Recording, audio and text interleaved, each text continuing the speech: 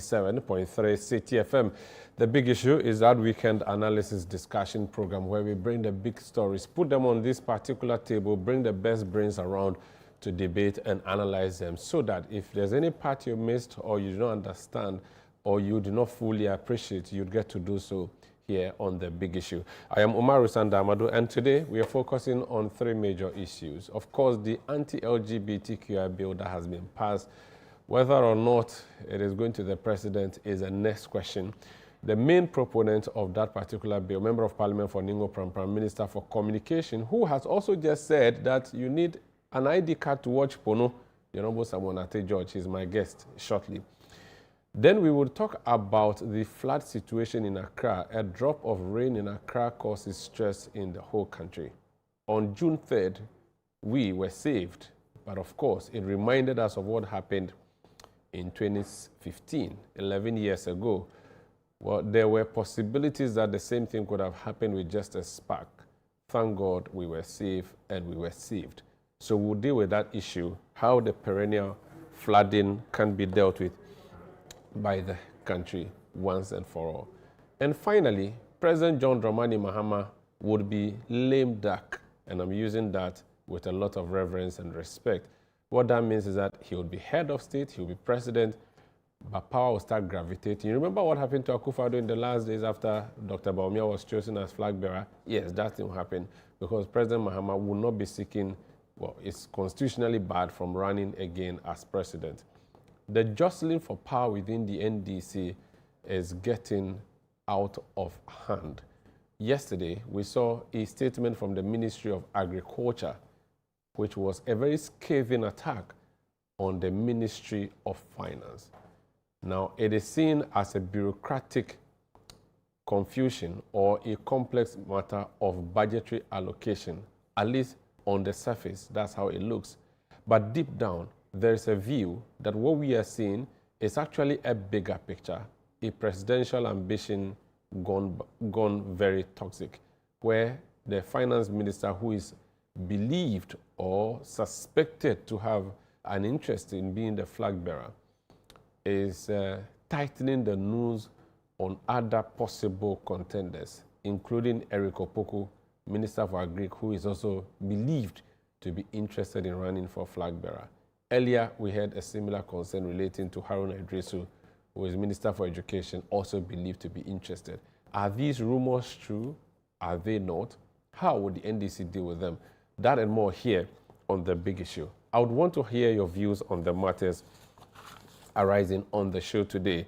Send me messages on WhatsApp 0539 986 996, 0539 986 996, and 020 444 7033, 020 444 7033. That is the WhatsApp number. If you want to go on X, mention my handle at Umaru Sanda or at Channel 1 TV or at City973 and add the hashtag The Big Issue, and the world will get to appreciate and understand your views. I am Umaru Sandamadu. This is A Big Issue. I return with my guest in studio in a bit.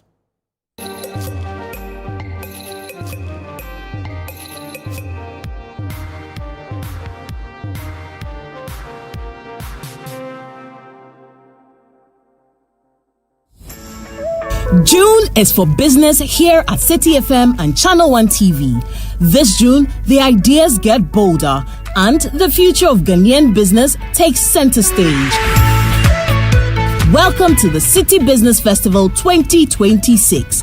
For the entire month of June, 97.3 City FM and Channel 1 TV bring together the thinkers, builders, innovators, and dreamers shaping the future of enterprise in Ghana. From powerful business fora that spark meaningful conversations to insightful on-air discussions with industry leaders and change makers, to stories of resilience, innovation, and ambition from Ghanaian entrepreneurs. This is more than a festival. It is a movement of ideas, strategy, and impact. Whether you're starting small, scaling big, or simply dreaming of your next breakthrough? The City Business Festival is your platform to learn, connect, and grow. Join the On-Air series every weekday at 9 a.m. on the City Breakfast Show on 97.3 City FM and at 11 a.m. with a repeat at 6 p.m. on Channel 1 TV. This June, let's challenge businesses. Let's refine ideas. Let's create impact. Call 0205-973-973 for further details. City Business Festival 2026, driving ideas into impact. The City Business Festival 2026 is powered by 97.3 City FM and Channel 1 TV in partnership with Absa Bank, and it's proudly sponsored by Absa Bank, MTN, Zondatech Ghana Limited, and Petra Trust.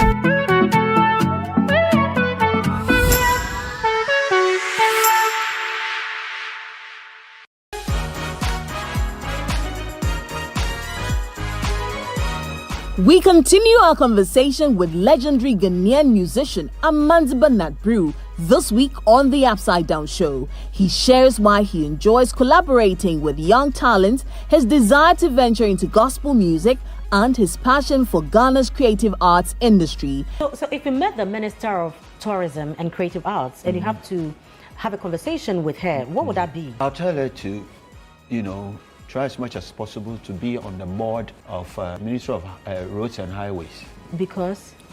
Because I will not travel 6 hours from England and come to Accra, and when I'm going to Fiema to look at the monkeys, it takes me hours on the road. Would you consider political appointment? I was offered the Deputy Minister of Culture. You rejected it? Yes, because Why? if I get into office, you sack me within 4 days or 5 days. I love working with the them. young people. And I will break into the gospel arena. Hold on. It's a conversation filled with passion and purpose, culture, creativity, and legacy. So you won't drop, one of the collabos coming? I have a collabo with Stoneboy.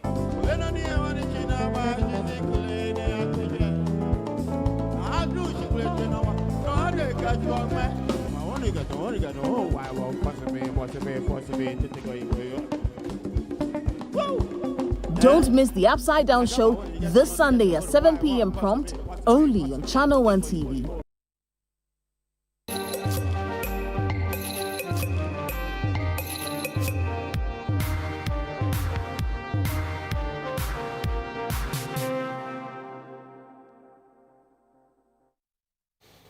You're welcome. This is a big issue on 97.3 CTFM and on Channel 1 television. So this week, the much talked about, much anticipated anti-LGBTQI bill went through. In fact, it went through last week, but not without issue.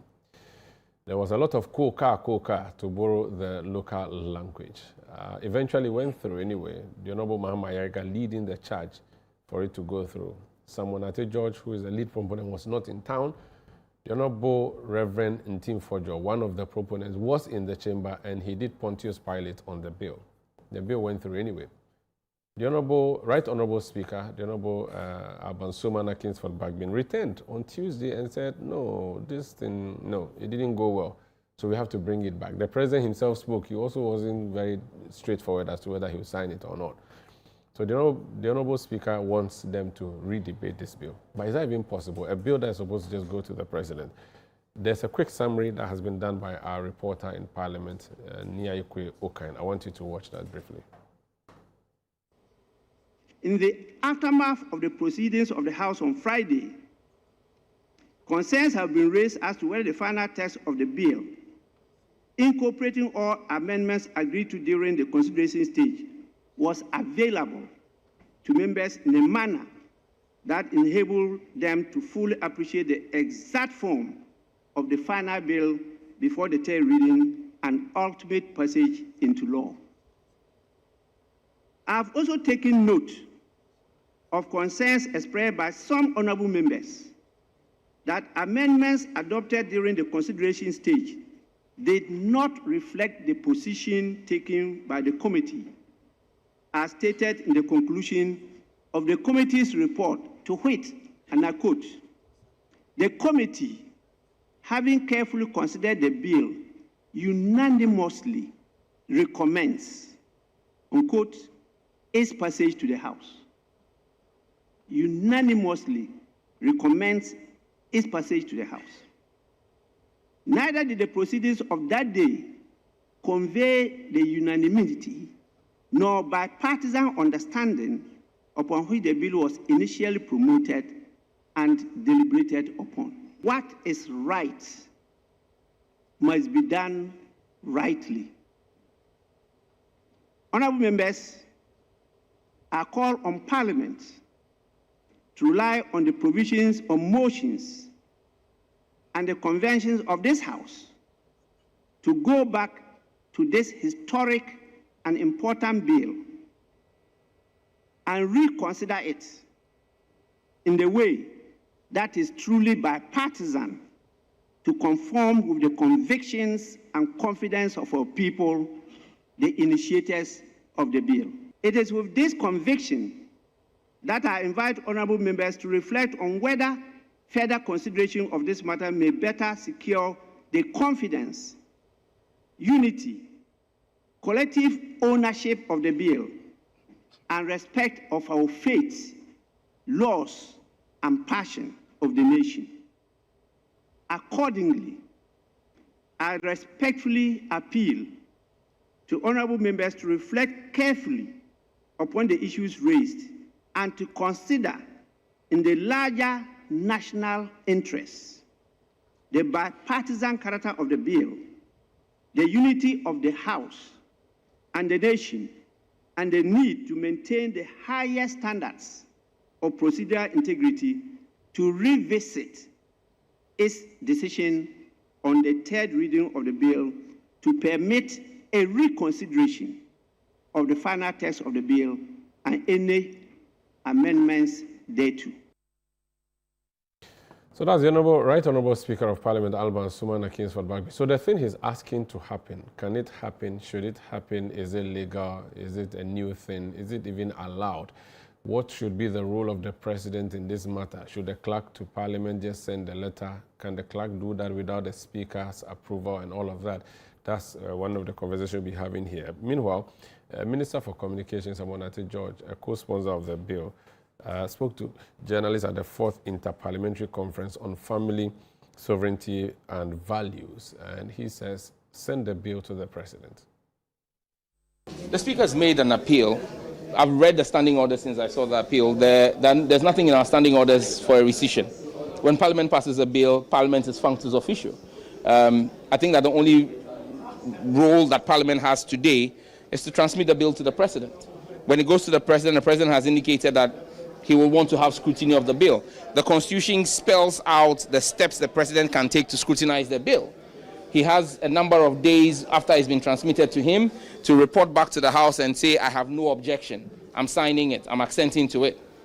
If he has an issue, he can write back to us and say, I have an issue with this provision, that provision. Parliament should reconsider it with his recommendations. He can't just give issues. He must make recommendations through his Attorney General. Or he can refer it to the Council of State for advice and notify Parliament that I've sent it to the Council of State. There's a number of days for all of this. I think the longest is the Council of State one, which takes 30 days for them to come back to him. If he has an objection, he has 14 days to indicate so. If he has no objection, 7 days to indicate so. I think that that's where we are. Parliament should transmit the bill, warts and all, irrespective of whatever drama may have conspired. Parliament has done its job because the act of a rescission of a passage of a bill is alien to our standing orders. Everything that we do in this House, Parliament is a house of rules. If it was, respectfully to Mr. Speaker, it's not a house of appeals, it's a house of rules. And so if there's no rule in the rule book that gives us room to do what he wants to do, I'm saying that there's still a room in there. The presidency can come back to us and say, Parliament, reconsider 1, 2, 3, and we'll have that debate on the floor and then send it back. And the Constitution allows for emotions to call for rescission of a decision of the House. No, not after a bill has been passed. Passage of the bill is a decision of the House. No, but once the bill, if you read the rules of the House, after third reading, Parliament becomes functus officio. Parliament has no role again to play. So once the bill, after the third reading, that's it. We have to transmit it. Let's transmit it. Let the presidency come back to us with any challenges that they have, if they have. The speaker can share with the presidency any further challenges that he has, if he has, and let Parliament reconsider. But that's the only route I see here for any reconsideration to happen.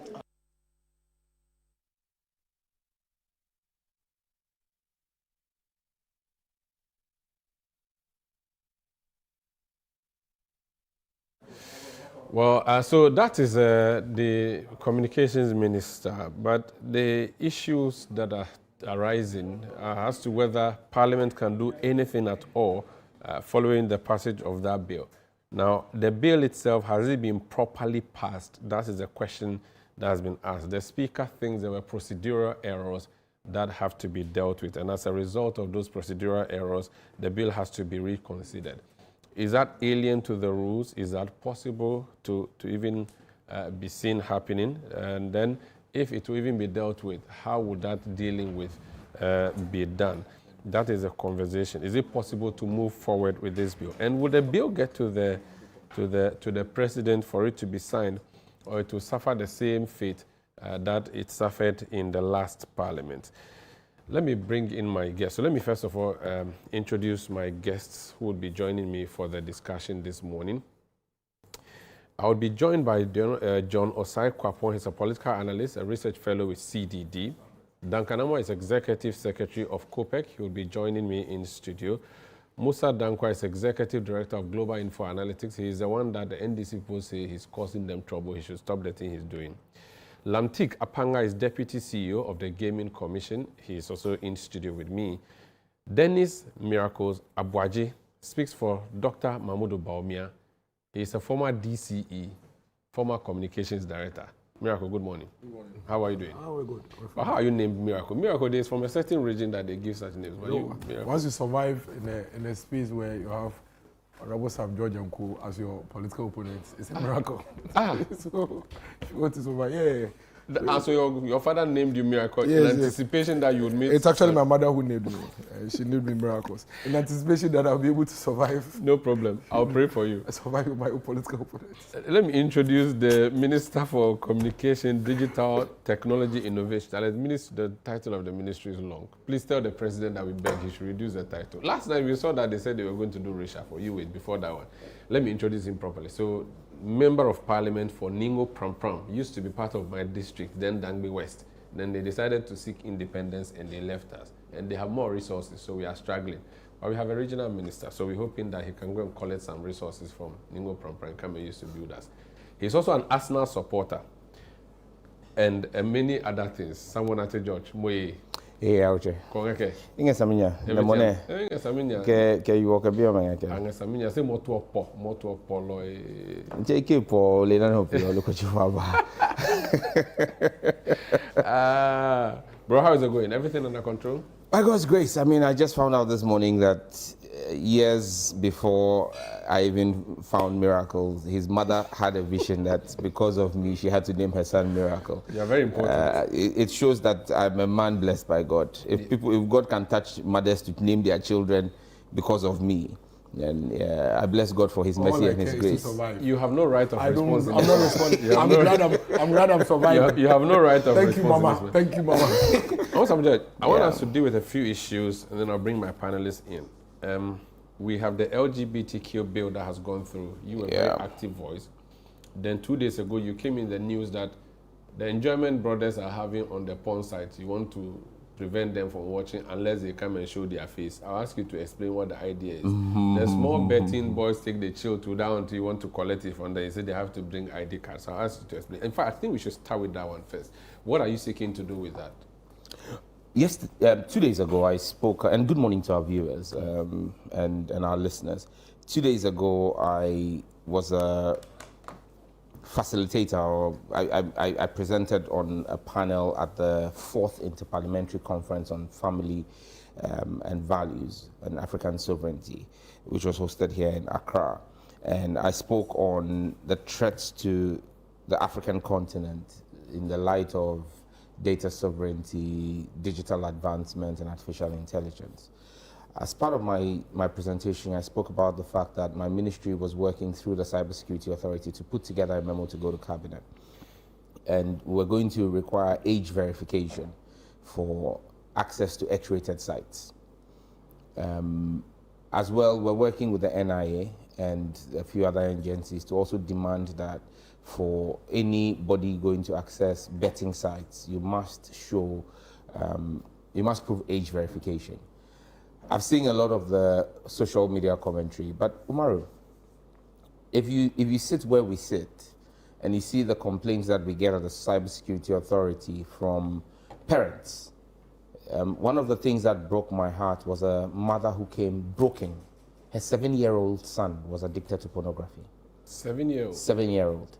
And how he found a pornographic website was he was watching a children's cartoon, and on YouTube, and at times these adverts come through with a link, and in trying, the children try to skip, and in trying to do that, he clicked on the link, took him to an X-rated site. The device was with him, he watched it, and he's been hooked. It's an addiction, 7-year-old. And so if we want to introduce protections for our children, we're not saying we're going to publish the list of everybody who is visiting an X-rated site. In fact, there are people who say that we should actually block access to completely to X-rated sites in the country. But for me, I think that anybody above 18 has the liberty and is old and of age to make their own decisions. And so that's why we're saying that, and this, what we are introducing is not new here. These X-rated sites come from Western jurisdictions. In the whole of Europe today, in the United States, in the UK, to visit any of these X-rated sites, they do age verification. So I struggle to understand why people think that if in the advanced jurisdictions where they claim their freedoms, where they claim that we should copy from, they've realized the damage that these X-rated sites have done to kids. In fact, in jurisdictions like Australia, they've gone beyond just demanding age verification. They're actually passing legislation, and the EU is currently considering legislation to ban children below the age of 16 from social media platforms completely. Because you see, Umaru, we're beginning to see medical reports, research that shows the damage that screen time is doing to the minds of children. There is one statement that was made on the floor of the House in the last Parliament. I haven't forgotten it. It was made by the then member for Ablikuma, no, I think it's Okaikwe South or so, Sheila Battles. That's Okaikwe South. Okaikwe South. She made a statement on the floor of the House on the effect of screen time on children. It's a statement that has stayed with me, because it spoke about how the amount of screen time, and today, most parents, when your child is crying, the first thing you do is to give a screen to the child. And what it does to their cognitive development, what it does to the development of the child's brain. There's scientific evidence to show this. And the West is moving to protect their children. But as always, we think that we shouldn't be protected. When we want to put in protections, people think that we're trying to curtail their rights. We're not asking you, nobody's going to check your name or your face. We just want to verify your age. And today, the single source of truth that we have for national identification and verification is the Ghana card. Just one. So Ablekuma North rather is So where Ablekuma Sheila North, Battles, because exactly. her father was MP for Ablekuma North. So Yes. it's not. That was the statement. Okaikwe South was Newman's daughter. Dakwa, yes. Yes. I think the statement was made by Dakwa and supported by Sheila Battles. Both of them made that statement. Very well. Okay. Yes. And so, and it's a statement that has stuck with me, because I thought that it was well researched and now as minister, seeing what's going on at the Cybersecurity Authority, I think that the state has a responsibility to protect our children. So the idea is protect them. So the idea is that if the person puts their ID and they are below 18, the site will block them out. So what it is once we do that mandation, the sites will have to integrate with the National Identification Authority. Okay. So what you would require is your Ghana card number. You're not even uploading a picture or anything. It's your Ghana card number. Okay. Then once you upload your Ghana card number, what happens is a cross-check is done with your age, your date of birth on the Ghana card. And once that is done, it shows that, okay, the person is 18 and above. In some jurisdictions, they've actually gone to facial recognition. before you get Yes. access. Some jurisdictions have done that. That's not what we are suggesting. In the US, what we are interested in is not identity per se. It is age. It's age verification we are introducing, both for pornographic websites or X-rated sites and for betting sites. And I've seen those who say, oh, but there's a lot of porn on X, there's a lot of porn on Telegram. Well, on those platforms as well, when you open an account, there are certain age restrictions to opening of accounts there. I think some of them you can't open an account if you are less than 15 years. So even there are thresholds. If you lie to go in there, that's on the parent. But at least as a state, we must take an effort to ensure that we put in the guardrails to ensure that our kids are protected at the very base minimum. In the US, what I see is that when you enter a bar, a pub, or a club, they would require an ID. Yes. But that's the physical one. Yes. I don't know that there's a virtual requirement like you have said. There are a number of US states, as it stands, there's federal law mandating it.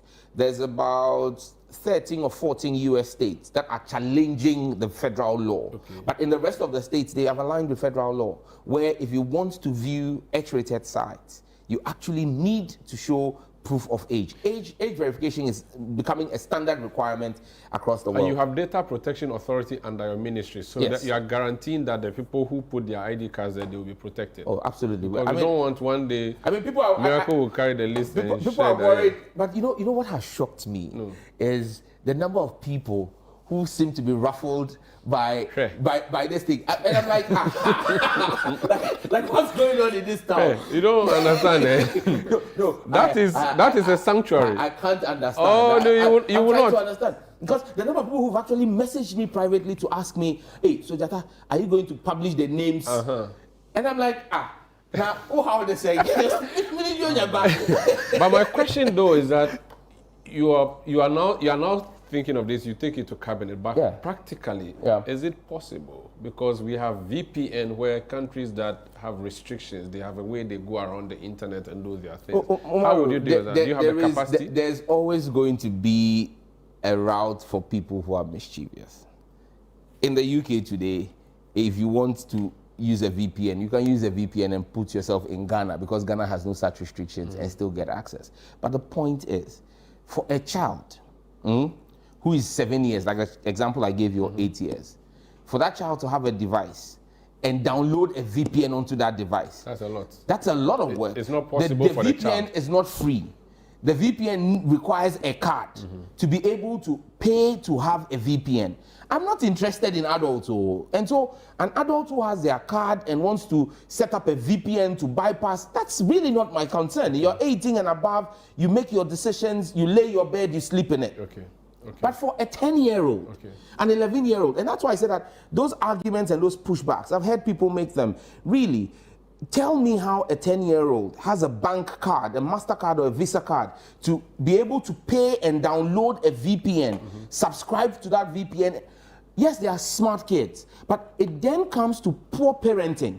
If your child can have access to a device, have access to your bank card, because again, how many bank children have bank cards? So it means you have to get access to your father or mother's bank card. You know, the Miracle's mother named him. Then the mother would have dropped her bank card for Miracles to take the bank card when he was 10 and then go and download a VPN and pay for it on his device. That's a very bad mother. It means Miracle's mother is very bad. Oh, please, I didn't say that. That is you. No, this is hypothetical. This is hypothetical. That is you saying so. Okay. So you've not gotten cabinet level approval yet? We have to go to cabinet with a solid document, but I've announced the intention. Okay. I'm happy that, and you know, for me, I always say that before I go to cabinet, I would like to announce to the country what it is that I am cooking and allow stakeholders to make their inputs, because we're going to work with the Ministry of Gender and Children Protection as well, because this is about protecting the child. Okay. But you see, what people fail to realize is that the mandate of my ministry, and given the world today, my ministry is cross-sectoral. So whether you are talking about agriculture or even housing, there's always a technology aspect to it. And so our role cuts across multiple sectors. And so we are simply a facilitator. So this is about child protection, but it's on the digital platform. And that's where we step in and work on this. Talking about testing the waters, you were also testing the waters with NITA. And your DG there has resigned. I'm sure you are very sad that he has resigned. The bill that you were working on, the NITA bill, what's up with that one?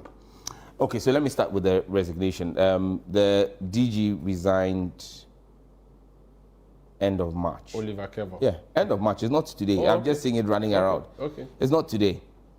And there's a reason why he resigned. The party had given an indication that anybody who held a certain level of position in government, CEO, minister, or deputy CEO, who intended to run in our party's internal contest, whether it was constituency, regional, or national, will have to resign from their position in government. Yeah. Mark Oliver Kevo has indicated for over a year now, he's a current regional chairman of the NDC in the Eastern region. He's indicated that he seeks to run for re-election. So it is not related to the NITA bill. I get you. I hosted him last night. Yeah, so. he put in his resignation, but because of the transitional nature of work we're doing there, in April, I gave him a 30-day stay. Okay. Not as an official staff, but in a technical capacity. Okay. I have renewed that again to run till the end of June. Okay. So he's still at post, and that's why he's still engaging as the acting director general of NITA, because we're doing a number of things relative to government licensing and transitions and all of that. And in the middle of that transition, a change in leadership is not necessarily the best. But I'm also awake. You need him. I'm also awake to the regulation that the party has given. So he cannot.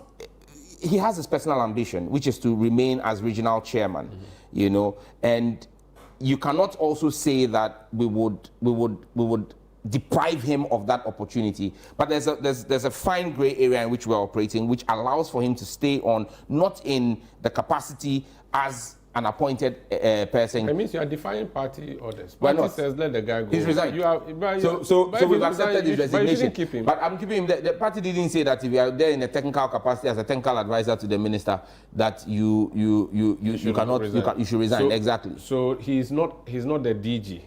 At the moment, he's not the director general because he's resigned from his post. But he's there in a technical advisory capacity. And he resigned in March. So did you pay him for April, no, May? No. You said he resigned in March. So March. Did you pay him April, May, and this month? No, he's not been so paid. You're doing pro bono? In fact, Kevo did not get confirmed by his board. Okay. The process through the Public Service Commission in the whole period while he was there. So he's acting. So he had been acting the whole period. Yeah, but for the next 3 months that he's worked, where he has resigned. So he's not earning a salary as Director General.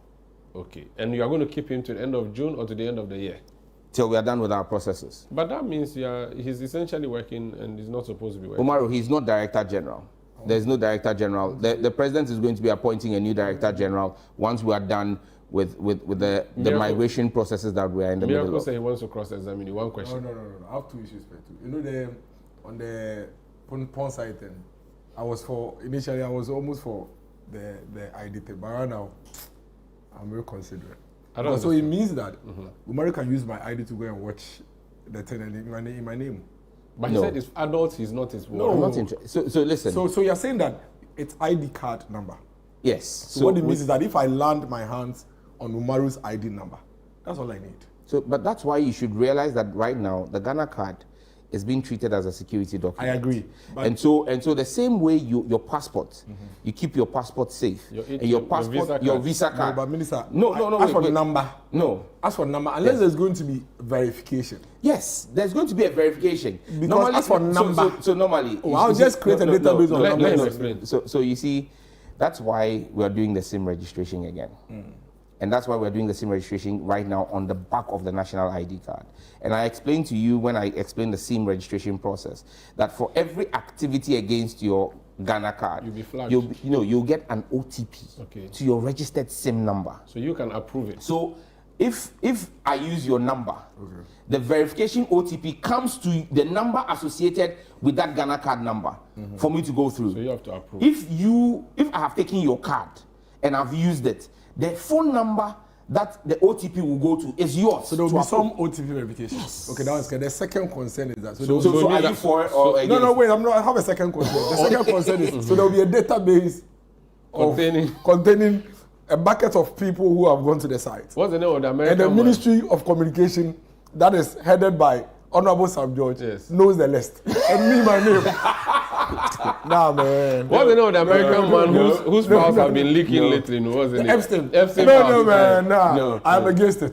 I'm against it. So there'll be a database. But his data protection. No. Let's be very clear. The site that is doing the verification is the one that's doing the verification, not the Ministry of Communication. 1. 2. You see, when Miracle's mother named him Miracles, Yes. it was not to protect him from Sam George. It was to protect Sam George from him. You know why? When I sat in this studio, the first thing he said to me was, Charlie, the ID thing for Pono there, Charlie, do I support you. You said that I haven't to denied me. it. You said that to me. I haven't now you've denied changed it. your The TV cameras have come on. And you change your mind. I haven't denied it. It is a miracle. I have not. Dennis, you are relax, a miracle. relax. I haven't denied it. Okay. I said that I was for it. Yes. Until now, he is telling me that he, Sam George, will have a database. I have not said so. So I will relax. It doesn't matter who is it. Verification, the data sits somewhere. It's one of your So people. government. Is it that you or Yaya Kuku, even worse? So your fear is that you are not safe. Will have a database. That's the number of times. So you have watched. I have watched. I am against it. So Dennis, I am against it. It's not a good idea.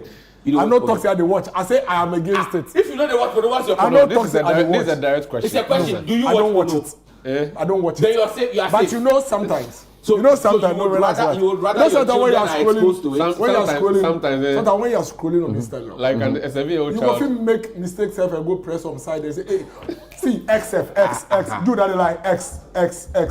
You go go X and press on Why? side. You do the damn they watch Before- every No, but the point I'm Why making. is calling you for evidence? The point I'm making is that I Principal am witness for one, come back here. the protection against children. Yes. But maybe we should find another way, not the IDs. No. Because the OTP I agree. Once there's an OTP, it means that even if you take my ID, you can't use it because it must come. It must come to you for fair for- enough. Yes. But that database where Yaya Kuku go have, or whoever go have in there, please, I'm against for the record. But how do you I am create? against No, Dennis. But how then do you run? So you see, that's why the Data Protection Authority is very key in this. Sometimes the way data is stored is anonymized, is encrypted, such that you see, even when you enter your bank card details, when you go to all the websites, they are not able to keep but the one where wait, Yeah, but upon request. wait. Epstein Day. No. So the point is that the one where You see, encrypted can Epstein decrypt. was not encrypted. Let's be very clear. You see, when you enter your 16-digit number of your Which is bank also card, very long. By the which time is you're long. entering the But one if you enter your bathroom- 16 bank cards, you know the middle 8, the second string of 4 and the third string of 4 are always XXX. They are blocked. Yeah. So whoever is on the back end doesn't even see the full, because those are the security Until he features. wants to decrypt. And you see, you don't have the decryption key. Who has? So, for example, when it comes to Visa and MasterCard, it is Visa and MasterCard. So in this one, who have? And so in this case, the point I'm making here is this. You make the point that No, we have trust issues, Minister. It's all about, the thing is about trust issues when it comes to data in Ghana. but he has to sit somewhere, though. No, I'm saying that there are Miracles. trust issues when it comes to data in Ghana. That's the point But I'm there's a making. law that Miracles. protects your but data. Miracles. You see, I mean, yes, there are things that at times we trivialize, but when it comes to data protection, in today's world, we need to, myself and you, because the NDC won't be in power forever. The NPP will come to power one day, whenever it will be.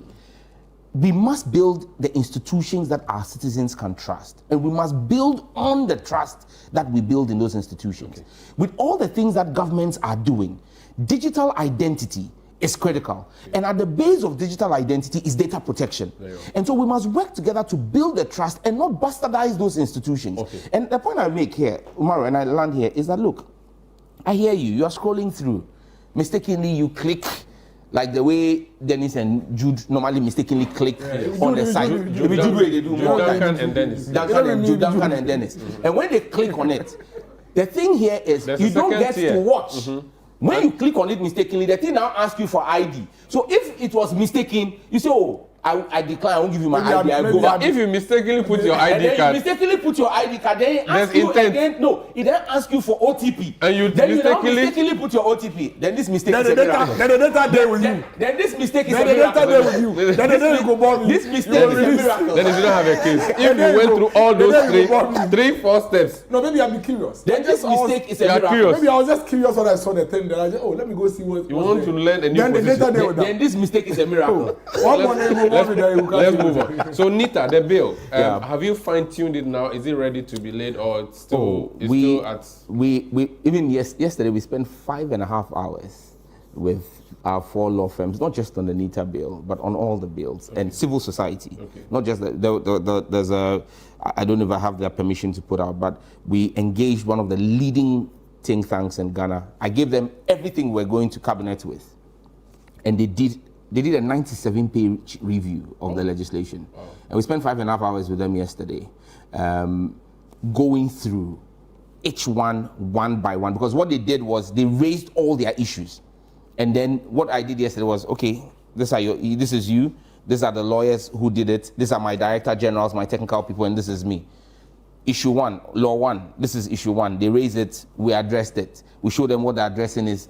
And by the time we were done yesterday, I was accused of being too transparent as a government minister. Wow. Yeah. Do you want to share the name of this think tank? Imani Ghana. Imani, okay. Imani Africa. They've got Imani Africa, sorry. Imani Africa. Okay. And we had Franklin Kujo, we had Selon Kate Kujo, Brantier. we had Selon Brantier, we had Sichofe with us. Okay. And I'm extremely grateful to them. They did this work pro bono. They were very critical and very analytical. They raised issues. There were issues we agreed on. There were some I explained to them why their amendments could not be carried along in the bill. But generally, we came to a consensus that we have the bills we looked at, the whole slew of 15, they basically said to us, this is fantastic. On one of them, for example, the emerging technologies bill, they had suggested we make it a framework. And by the time we met yesterday, the lawyers had actually turned it into a framework. Okay. But then the conversation then came up. So on that one, for example, I raised the issue there yesterday that the National AI Strategy I passed has asked me to set up an AI council.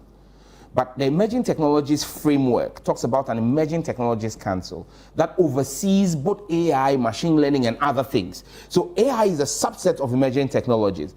With the mandate from the National AI Strategy, what then becomes of the Emerging Technologies Council? So the lawyers are to sit back and come back to us with 3 scenarios of how we can marry. But on the NITA bill, largely, I mean, all the issues that have been raised, like I did in the stakeholder engagement, have been addressed. In fact, yesterday in the meeting, some of the lawyers thought that I was being too soft and that we should regulate everybody who operates in the space. Okay. And my argument is simple. We will regulate in an incremental manner. For now, the regulation and the mandatory regulation will be for individuals operating in the government ecosystem and in critical information infrastructure. So soon you take it to Parliament, or it's still... No, I'm not going to go to Cabinet. You have to go Cabinet. I'll go to Cabinet, AG, and then Parliament. Yeah. Okay. Since you mentioned AI, I just remembered that you had an AI girlfriend, or appointee, or intern, or deputy. Is it Ikea? What was her name? Aku. How is she doing? Aku is doing fine. Aku is still in development. Because she failed you like the team failed Dr. Bawumia at the end. Oh no, Aku didn't fail. It was similar. No, we had a very fantastic conversation. The Ghana you see, as soon as the guy was on this one, as soon as he said Bawumia now, pa. The thing that was the man's AI has failed him. What has he got to do Bawumia 2-3 years ago? But okay, so it happened 2-3 years ago. I'm worried that something that happened I used it 3 weeks ago. It's working. The airport one. Yes. But did you see the Sam George one? I didn't see. I didn't see Aku fail him. Oh, the one that he was talking to. Yeah. Oh, no, the one there. So he knows. But he failed me how? That was she refused to respond. Who said she refused to respond? That's the video I saw. No. She responded to every single question. But you see, that's the thing. It was not supposed to be mechanical. Okay. It was meant to be a conversation. And that's what we did. There were conversations. I brought in my deputy minister. Yes. At a point in time, the president even quipped and said, do I want him to fire my deputy minister so that Aku becomes... It was all part of the conversation. It means that Aku really is not smart yet. Because we all saw the video. No, what did somebody wasn't responding to you. No. At the point, the video I saw, I wasn't at the event. It looked as if she was not responding. No. So there were times I spoke to her, and I would admit that there were latency issues with the internet connectivity. Okay. Because don't forget. As you reach Samuel, there be latency. As you did Bawumia, they share where they laugh.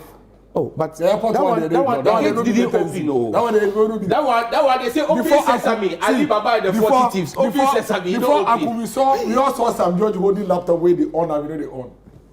Oh, how? When you were doing the coders, That wasn't charged. when we were doing the coders, But when it was it's not charged, powered. when it It's was not powered, he it has came on. excuse for Aku. He has excuse for the laptop where they come. But we don't get excuse. Oh, but They don't be technology. He always They said don't open be sesame, the technology. thing no open. Me, my own, I plug the thing on the laptop, come on. Everything And now they the get a laptops- double, the double. laptops are being used in all our learning centers. Okay, so it's You the understand coders me? thing is working. It's The airport is being In used three- now. in three The airport weeks. is being used Then now. I mean, interview a Oh, minister maybe of they state. talk to the You have minister never been together. minister. So You've never been minister. I know. You've not been Congratulations, minister. minister. This But is your the- laptop they failed. That's what they How's talk. it failing? It didn't come on. Then Who it's- says? Shami Mabesi, DC they gave you that one. Safe. Yeah, let's leave it. No, but they come before that. See, now he's getting Before, violent. He's giving assault in the bottle of before water. that, the communications minister. Dennis, his I'll let you laptop respond. Take didn't note. switch on. Take note. I'll let you respond to him I'm before just he leaves. putting it on record. No, I'm gauging for just And a he's few minutes. explaining. That's what I'm saying. He's has still finished explaining. explaining. Let's But he proceed. thinks that Baumia cannot explain why the gate at the airport Failed. didn't open in 20 seconds. But he has the explanation for Aku. That's what I'm saying. That as comms minister, then ranking minister, he ought to have known that what happened with the gate with Baumia was just technology as it's happening to him today. I just want him to say, yeah, maybe I So was you should wrong. apologize to Or- Dr. no, you Baumia. don't have to apologize. Everybody knows it now. You should withdraw the. No, he doesn't have to. I'm just saying everybody knows it now that he was just doing politics. That's what I'm saying. If they come explain again, you watch. Honorable So Samuel. have you also just done politics? No, in fact, I haven't blamed you. I am only saying that you've just Tomorrow, experienced yes. something Tomorrow, that, yes. you know. Tomorrow, by the time I leave this studio, the fact that I will still be alive will be a miracle. Let's make progress. So there's another thing I wanted. Just follow up before. Yeah. The Ghana card registration. Yeah. Is it Ghana card registration? SIM registration. SIM registration. Yes. What's up with that one? So we're going through the process of procurement. In fact, just yesterday we received clearance from PPA to now start the procurement process. So we're now going to do the procurement for the SIM registration platform and then the CIR platform.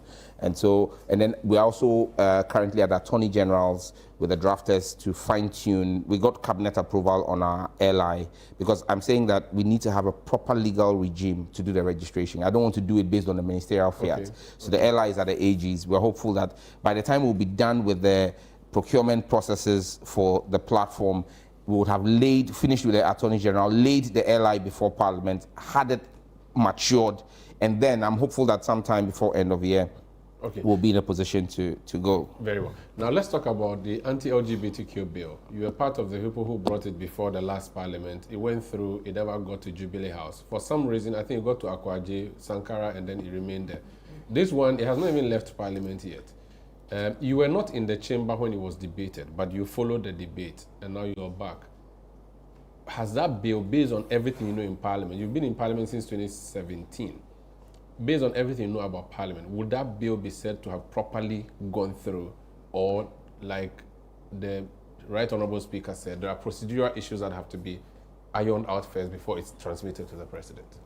Well, I mean, there's nobody who has his head properly screwed on who will question the wisdom and knowledge of the Right Honourable Speaker. In fact, I've been on record to say that the Right Honourable Speaker is an embodiment of Ghana's 4th Republican Parliament.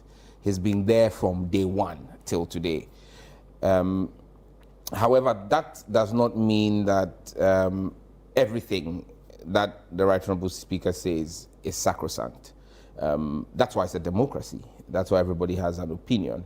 I've taken my time to go through the standing orders, and I do not see any provision in our standing orders that allows for an accommodation of the appeal that the Speaker made. And I believe that that's why the Speaker made an appeal. He didn't give a directive. The Speaker is not known to make appeals. The Speaker is known to give directives. And he always fortifies his directives with the appropriate standing orders. On this day, he didn't give a directive because there's no standing order to back it. He made an appeal. But again... It's as to whether you listen to it as a house or not. But the thing is, the House is a house of rules. Parliament is guided by its rules. And so even if I am minded to grant the appeal of the Right Honourable Speaker, under what standing order am I coming under? But when they say you're master of your own rule, it means that you can change your own rules. Yeah, we're and masters of accommodate our that. own rules. But the question is, what really are we trying to cure? What procedural flaw exists? There's none. He said there was no stakeholder consultation properly. That is not correct. And that he thinks that this is a very sensitive issue that everybody should have their... That may be a lack of information made available to the speaker, because I took part in a stakeholder consultation. There was a 3-day stakeholder consultation by the committee. Maybe he means consultation with the opposition party, because that's where the... It is not a government bill. Reverend Tim Ford and all those people were raising no. issue. You see, the speaker must be minded that this is not a government bill. It's a private members bill. And the private members were in the room. Only 2 or 3 of them. Well, when we did the earlier consideration at Ananado, how many of the 8 were always in the room? How many of them? When we did the earlier consideration, in Team Fojo, how many times did he speak on the floor? When we did the real consideration and the issues He was afraid. Was deputy minister. You want him to lose minister? I am a minister today. Mm-hmm. I'm a minister today. I am still leading the charge. Okay? So I have spoken vociferously. When we did the previous thing, it was largely myself and Afenyo.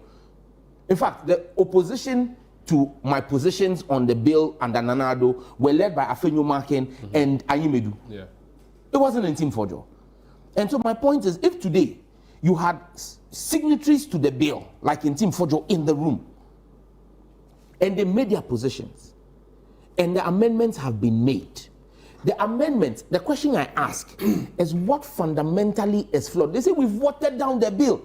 Show me what portion of the amendments, and all of this is on clause 9. They say you are not tight on promotion, which is really the reason, because LGBTQ as an act has long been proscribed since 1961 in the Criminal and Other Offences Act.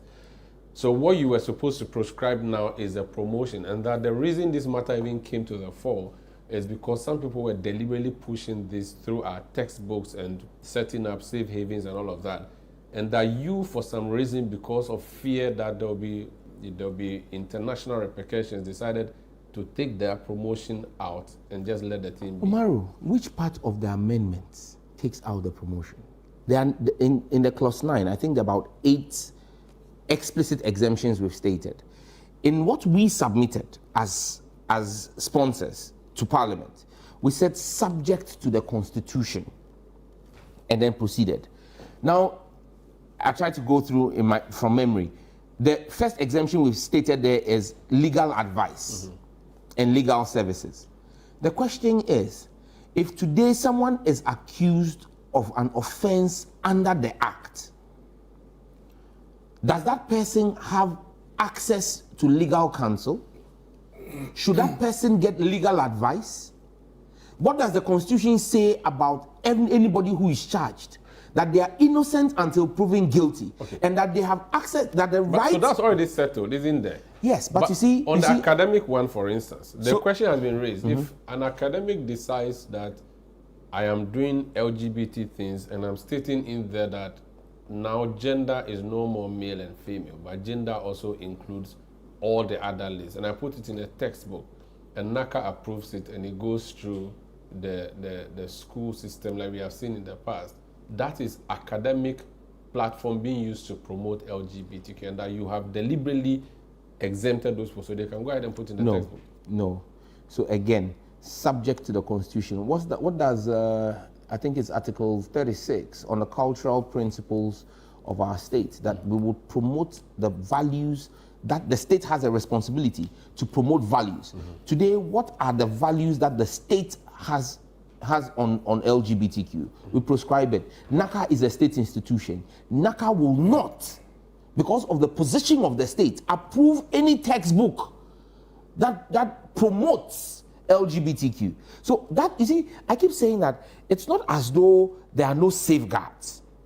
Like you said, you can't just publish a book and then all of a sudden our children are learning it. It must go through a certification process. That certification process is guided by the principles of the state.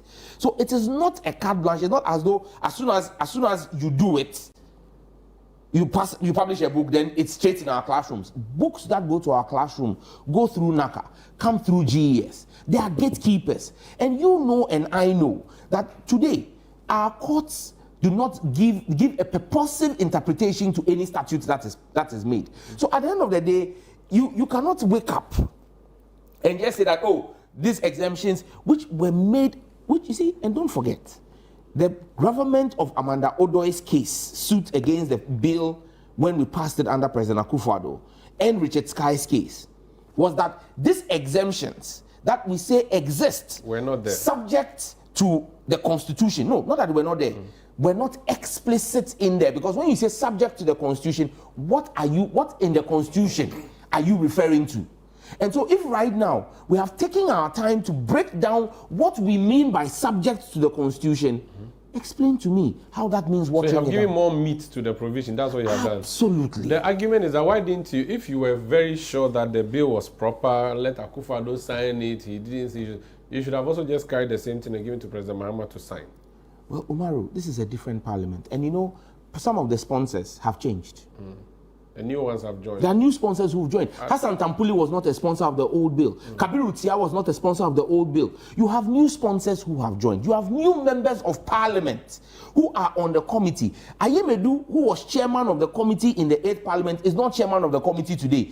It will be a disservice for anyone to assume that the 9th, and this is why my position from day one had been that the parliament was functus officio, we had completed 3rd reading, and that we should have just resubmitted the bill to President Mahama. My position was overruled by lawyers on both sides of the House. That so long as it was not completed in the 8th Parliament, it is dead. And we needed to relay the bill again. And now once you relay the bill, you now have new members of Parliament on that committee. You have new members of Parliament in the plenary who have all made inputs into the bill. It is impossible to say that you would deny members of the 9th Parliament an opportunity to make an input into a bill before that parliament. So right now, you are saying that this bill has been properly passed and it should proceed to the president. As far as I'm concerned, what parliament has to do is to transmit it to President Mahama. When we transmit it to President Mahama, if there are any challenges, and this was my same position in March 2024, when the cease and desist letter was issued by the executive secretary to the president at the time, I said, no, what you must do is accept the bill and go by the dictates of the Constitution. Come back to us in 7 days. That's what the Constitution says. In 7 days, come and tell us, I will sign the bill. Or I will not. If you will not sign, you have 14 days. In 14 days, tell us what you have a problem with, and then submit recommendations to deal with those problems for us to review. If Parliament and us as sponsors refuse and disagree with you, we would refuse your amendments as the president and subject it to a vote of the House. If we have 2/3 of Parliament, we overrule the president and it goes back to the president for him to sign without any further room for him to make any objections. Or the president can refer it, especially when it is on matters of culture, chieftaincy, and religion, to the Council of State. They have a 30-day window. My point is simple. Parliament should transmit the bill to President Mahama. President Mahama has indicated already at Chatham House that he's ready, but he thinks that there needs to be scrutiny. He's going to hand the bill over to his Attorney General and his legal counsel, Marietta Brew. They will give him advice. Upon the advice, if they say that, look, the terms of the bill are okay, he will indicate that he will sign. If they think that they have reservations, he should write back to Parliament and we will debate his reservations. Very well. And so if Mr. Speaker has any such reservations, I think that it will be fine to channel it through that, because that's the route that Parliament has now. Not to bring it back, and you cannot do a fourth reading. Do a fourth reading, no. It's not possible. And we can reverse third reading. Thank you so much. It's been great having you. Before I let Dennis respond to your issues, if, for instance, my account mistakenly posts and says LGBT team, my Facebook, can you help me restore it? I'm going to use your platform to throw an open challenge to the Honorable Alexander Afenyo-Markin. I said me. No, wait. I know the question you're asking. I've seen the comments he's made saying that his account was compromised. The Cybersecurity Authority of Ghana is willing to support him to run an investigation and will be able to determine if truly his account was compromised or if he made that post. If he really and truly believes that his account was compromised, he should file a formal complaint with us. We'll carry out an investigation, identify where the compromise came from, and make sure that they face the true rigors of the law. But if that account was not compromised and that post was done by him, he will not be able to file that complaint. You doubt him? Do you? I have debated the Honorable Afenyo-Martins on the floor of the House. His position in February 2024 align with the dictates and words in that post. In fact, what I see Intim Fojo on the screen now washing his hands off. Afenyo also washed his hands off and said that any law that we're passing in that manner, and it's there, the records of parliament are there. As majority leader, he washed his hands off and said that as far as he was concerned, the bill we were passing in 2024 February was an assault on a group of people. Those were the same words in the tweet that came out. So, but I'm saying that there's still every likelihood that his position has changed. And now he believes in the dictates of the law. And some unscrupulous element may have chosen to do mischief by compromising his account. The Cybersecurity Authority will be willing to assist him to carry out an investigation to determine the compromise, the nature of the compromise, and remedial actions that have to be taken. Someone sent me a message saying, please ask Honorable Sam George if he did the same for the president when his ex account was compromised. Do you remember that? Yes, the president filed a formal complaint with us in March 2025 when his account was compromised. The presidency filed a formal complaint with my Cybersecurity Authority, and we immediately triggered action to make sure that we restored it and found and worked on where the source of that compromise came. We did that for the president, and that's why I'm saying that the president of the country in March filed a formal complaint with us. I'm calling on the minority leader, if his account was also compromised, to file a complaint, and we'll do the same thing. We'll extend the same courtesies to him. Jones Adboinla says, I think we are all aware about the effects of uncontrolled social media on our children. Therefore, every measure that will be taken to protect our young ones are welcome. All the noise about the LGBTQ confusion is because the MPP couldn't do it, and now they realize the consequence if the NDC should pass the bill. This one says, please, may I know before you get access to porno, you need to use your Ghana card. Is it biometric or the ID number? If it's just the ID number, anybody who knows your ID number can use it without your knowledge, especially smart children. Okay, I think Dennis has already asked that question. Yeah, we've dealt with the OTP. Came from Dennis. It came from Dennis. Dennis sent it to the person. He didn't know he was going to. Dennis, I'm giving you just 3 minutes. You know, he's been on his phone. He's texting messages to people that, send to Umar. He's activating camera. He's activating camera. He's calling his people to come. Unfortunately, the way they slept at the polls on December 7, 2024. You've activated 5K men to send me messages against Sam George. You see your life. I'm giving you 3 minutes. Oh, so he says he was activating people's forum. I'm for the people with the people. Then I'm giving 3 minutes. If there's anything you want to respond to the minister before he leaves, but he has to go to the LGBTQ issue. I'll deal with it when we have our turn. Okay, yes. I have a whole, points to make. First of all, the minister owes the Ghanaian people and the former president some apologies. I'll deal with that later. Which former president? He will never do it. What apology? Apology for what? You will make my point. No, apology for what? He will never do it. He will never do it, but I'll make my point. I don't want to jump it. I won't be here. I'm leaving. No, Lamtik will be here. So give the briefing. I want to understand what. Unless you're going to give me time, I'll do it. What do you want me to apologize? Give me 5 minutes. Can you just mention the headline? No. Mention what you need me to apologize for. I will not do as he wants in his way. If you give me you are 5 to 10 me. You say he's going to. So I'll make that point. I say I will do it in my own time. Unless if he has time, he can say it. He doesn't want me to be president. It's because I don't want to jump it. Say to me what I should apologize to. Would you give me the 10 minutes to make my point? Then I'll do it. I'll give it 10. Then the next one. To say what I need to apologize to President Akufo-Addo for, he doesn't need 10 minutes. No. If you state it and it is something that I should apologize for, I will apologize for. No, please. You have the chance. When you hear me later on, you want to respond, you can respond. I just say for him to respond. But I think the only thing I'm saying now is that Afenyo doesn't have to report anything to him. Not to him or to but he's the boss there. If he knows how to investigate, he should go and investigate the state websites that were compromised last week or last 2 weeks. All of them have been recovered. We've investigated them. Afenyo too has recovered his account. So why are you asking him to? No, but to prove to you. In order for him to prove to you that his account was compromised, he should come and report to you first. What are you talking about? Okay. His account was compromised. He doesn't need to prove anything to you. Have you told us who compromised the websites? Publish it. The individual, the ministries that were affected know who. So publish it. But it's a public institution. Why don't you want to publish it? Put in an RTI request. Why don't you want to publish it? Put in an RTI request. I will put it in. But Afenyo is a private individual. He doesn't have to report. He's not a private individual. What is he? He is the minority leader in Ghana's he's not in government. No.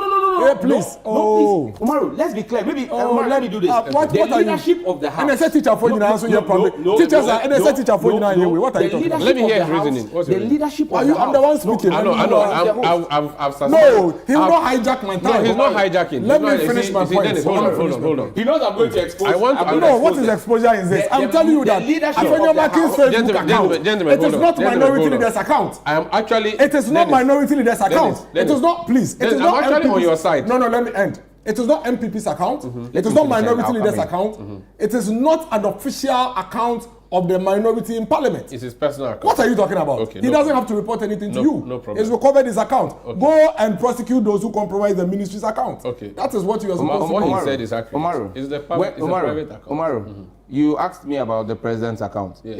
Was that Twitter account presidency of Ghana or but who cares about that? It's his business. It's a personal account. Who cares about that? The office he occupies and the fact that he conducts official business using that. It is his choice to report it to you. Afenyo doesn't have to report it to you. It could even be from you. We don't trust you.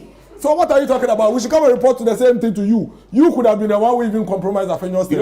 In fact, I have always held that my suspicion is that it was the NDC who actually did that to Afenyo. That is my suspicion. Is it the same way he and his I don't have a right to hold that suspicion. No, you are free. But you can't you do it? Can't you do it? Dennis. Can't you do it? Say, can't you do it? Were you doing it in the past? He was doing it even in opposition. See, go to his account. You see why they want to join out of the communications ministry by hook and go to. Dennis, wait. You are saying that Esla also was sitting there as minister and Sanjo was running the ministry. No. Minister for Communication doesn't control how people hack into systems. What are you talking about? But the United States of America has been there when people have tapped into their system to steal COVID money. Yeah, I am saying that Sanjo cannot stop hacking in Ghana. Sanjo, they say he's agric or something. No, you are not understanding. I'm saying that he cannot stop hacking. It means that Sam George can be scrupulous and use some unscrupulous people to actually hack people's accounts. I have my strong suspicion that Sam George or somebody could be behind the Afenyo thing. I can't hold that view. Umaru, okay. The point I was making about public officers. The point I was making about public officers, and maybe people don't know, and it happened when we were in the minority. The 5 people who sit in the front there, both majority and minority, they are treated as government ministers. Their salary is different from the rest of us MPs. Oh, okay. They get, apart from the car loan we all take, they get vehicles and police protection. At a time when regular MPs didn't have police protection, the leadership on both sides had. Minority Facebook so the account. minority leader, Facebook account. Afenyo conducts government business, minority parliamentary business on that account. No, it's wrong. So it's poor governance. It's one of the most workest governments. If you Sam George, you want to communicate to us, don't go and use the Jata account and come and tell me that it's an official account. You can't do that. That's why I ran the official account. Hold on. So Afenyo's account cannot So you're saying Afenyo is doing the wrong thing. No. I am saying that Afenyo hasn't told you he's using his account for his official. That is his personal views. No. On his personal account. So when he's holding his press conferences and he streams them on that page. He's using that account as one of the platforms. You cannot use your Sam Jata George account to come and communicate official business to us. You can't do that. Donald Trump is president of the world's most powerful country. Yes. He uses his his personal own social media. That's his own truth. That's true. Because it's social media, he can do that. But that does not represent the official position. Talking about is not social media. That does not represent official positions. That does not represent official positions. If you or any of our viewers understand the logic that miracles that Dennis has just put out is a miracle. No, but if you don't understand, because if you don't understand, he tells you, if you don't understand, then that's the beginning. That's the beginning of our problem. That's Sam Jata George who goes to even cry on his Facebook wall. It's telling me that I should go to his Facebook wall. I'm just making a point that I should use his Sam Jata George Facebook wall. That he writes anything at all he feels. Writing Arsenal, writing Tottenham, anything, I should take it as official. Then we are in big trouble. No, we are in a big governance crisis. That is why you can't do that. Let's leave it. That is why you shouldn't do that. You shouldn't do that. Honorable Samuel Nate George. We don't care about you. We care about your communications ministry, not you. We don't care about you. No, don't use your personal account to communicate official positions to us. I don't use my use one of the platforms. I have a formal official. If you think you should do that, then we are in trouble. If you think we should do that, then we are in trouble. Dennis, but you see, I'm having a difficulty appreciating you. you acted as director of communication of the vice president, even though for flag bearer purposes. You use your social media to write a lot of things. President Akufo-Addo, his handle at NA Akufo-Addo or N Akufo-Addo, he uses it to communicate a lot of information. Nothing wrong with that. I am telling you that there is nothing wrong with that. Listen to me. So I am telling you that there is a big distinction between your personal social media handle and the official social media handle. Social media is a platform.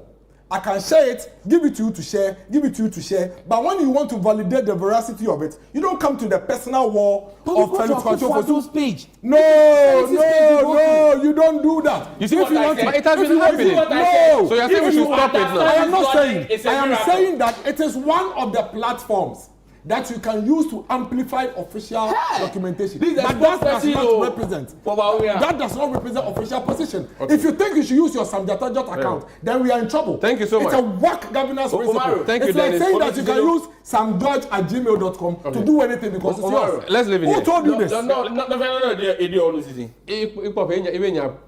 see, you can trivialize it, but I'm telling you the truth. Your Samjatajot account cannot be used to communicate communications. Dennis, I want to sign off my minister so that I can leave. Honorable Minister, saying. thank you so much for taking time off your busy schedule this wet Saturday morning to join us on the big issue. We are most grateful. The way you keep stressing on the wet, well, I'm grateful as well, and thank you so much. I've survived some logic for some time, and it's a miracle that I'm walking out of here unscathed. At least the water bottle in front of him got assaulted. Say hello. Say hello to the people of Lekomuno for me. We thank God you survived. I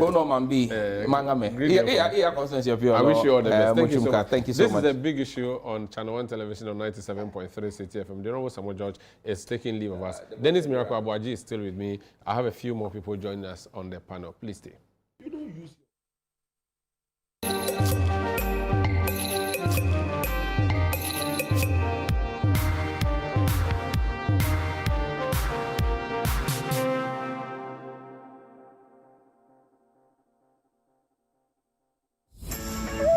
June is for business here at City FM and Channel 1 TV. This June, the ideas get bolder and the future of Ghanaian business takes center stage. Welcome to the City Business Festival 2026. For the entire month of June, 97.3 City FM and Channel 1 TV bring together the thinkers, builders, innovators, and dreamers shaping the future of enterprise in Ghana. From powerful business fora that spark meaningful conversations to insightful on-air discussions with industry leaders and change makers, to stories of resilience, innovation, and ambition from Ghanaian entrepreneurs. This is more than a festival. It is a movement of ideas, strategy, and impact. Whether you're starting small, scaling big, or simply dreaming of your next breakthrough, the City Business Festival is your platform to learn, connect, and grow. Join the on-air series every weekday at 9 a.m. on the City Breakfast Show on 97.3 City FM and at 11 a.m. with a repeat at 6 p.m. on Channel 1 TV. This June, let's challenge businesses. Let's refine ideas. Let's create impact. Call 0205-973-973 for further details. City Business Festival 2026, driving ideas into impact. The City Business Festival 2026 is powered by 97.3 City FM and Channel 1 TV in partnership with Absa Bank, and it's proudly sponsored by Absa Bank, MTN, Zondatech Ghana Limited, and Petra Trust.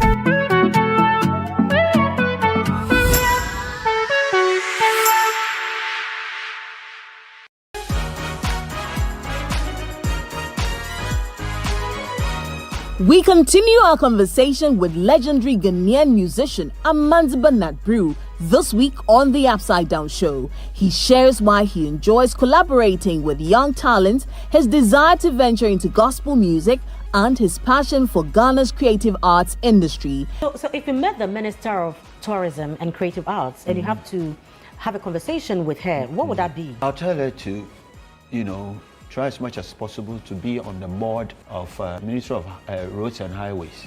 Because? Because I will not travel 6 hours from England and come to Accra, and when I'm going to Fiema, where I'm to look at the monkeys, it takes me hours on the road. Would you consider political appointment? I was offered the deputy minister of Tourism. culture. You rejected it? Yes, because Why? if I get into Yes. office, Uh-huh. you sack me within 4 days or 5 days. I love working with With the them. young people. And I will break into the gospel arena. Hold on. It's a conversation filled with passion and purpose, culture, creativity, and legacy. So you won't drop, one of the collabos coming? I have a collabo with Stone Boy.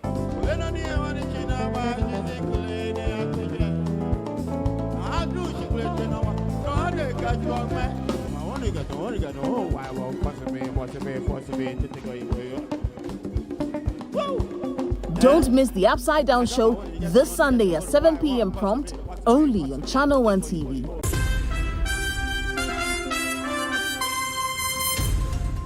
Hello and welcome to the Channel 1 newsroom from our studios at number 5, Ola Hansen Lane at Tesano in Accra.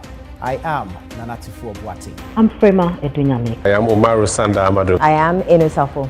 I am Charles Owusukumi. I am Makosia Orchard. They've given you land to build an airport, and the airport is named after them, and then you are going to change it and put your name. We hear a Jumara National Apprenticeship Program in Kokon Kete. Well, they are paper.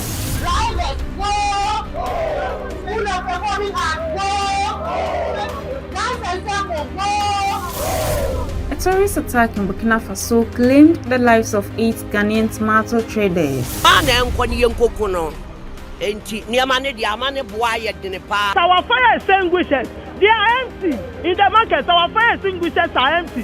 This is a bill Ghanaians have been waiting for. It was one of our flagship strategies for economic transformation. What do we have to do now for you to call off the strike? The others also, did influence the voters. Prof, what becomes of these students, especially the continuing ones? They should reverse everything that they have done.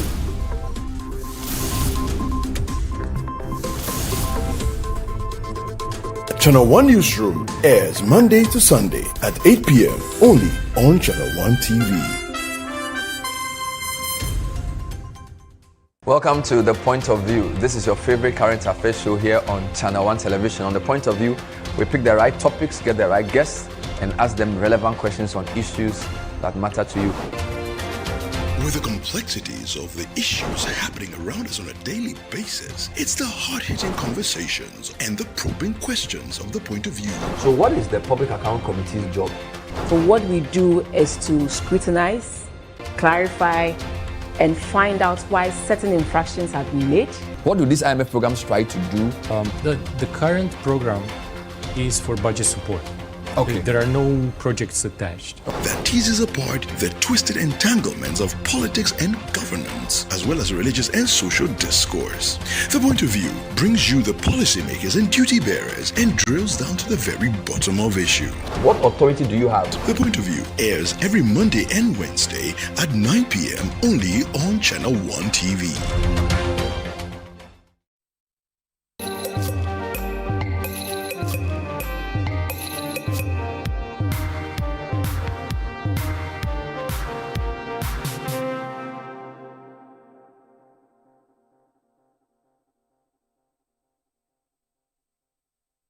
Yeah, welcome back. This is a big issue on 97.3 CTFM and on Channel 1 Television. Just gone by, we had the Minister for Communication. Let me now introduce my other guest in studio. Lamtig Apanga is Deputy CEO of the Gaming Commission. Lamtig, you're welcome.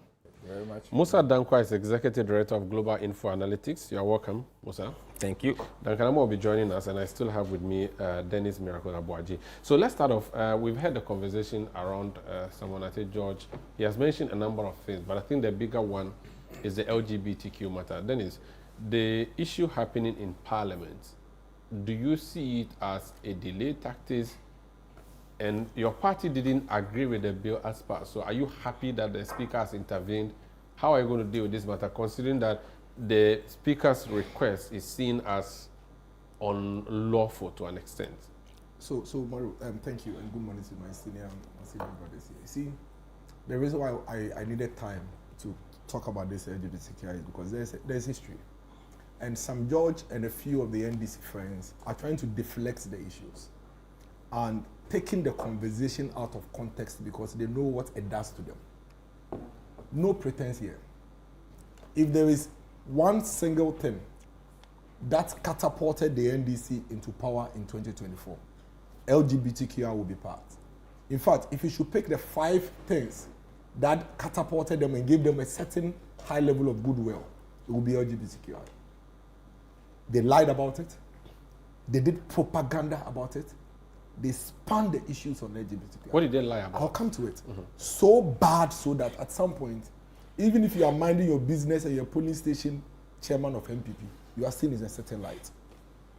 Even at the time when there was a bill that was proposed by both sides of the house. And that is why I find it extremely hypocritical. When the NDC, especially Sam George and his friends, want us to make it look like it's okay, a law has been passed, let's just move. It's dangerous. And it's marks of a group of people who are not interested in anything in this country but just politics. I'll tell you why. We're all in this country. When something started going on around the country, you wake up in the morning, some people have mounted billboards, some people are flying flags. In fact, let me remind you, probably refresh your mind. What brought the heat in this conversation was when a certain office was set up around Hachu on LGBTQI. That is what actually sparked the conversation and then eventually brought the whole country around a certain bill.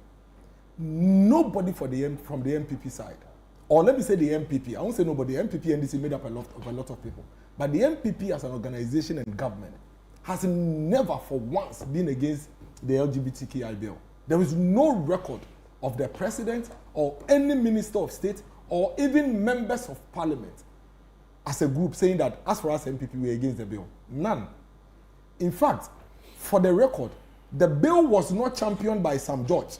It was championed by Sam George and other members of parliament, including MPP members of parliament. One MPP member? Yes, 2024. 7. Then the bill was put in parliament. When the bill was put in parliament, members from both sides expressed views. In fact, lawyers from the NDC side actually expressed certain views on the LGBTQI bill. I personally, I was on TV3, I remember, and I told them that I am for anything that ensures that my little child is not exposed to this nonsense.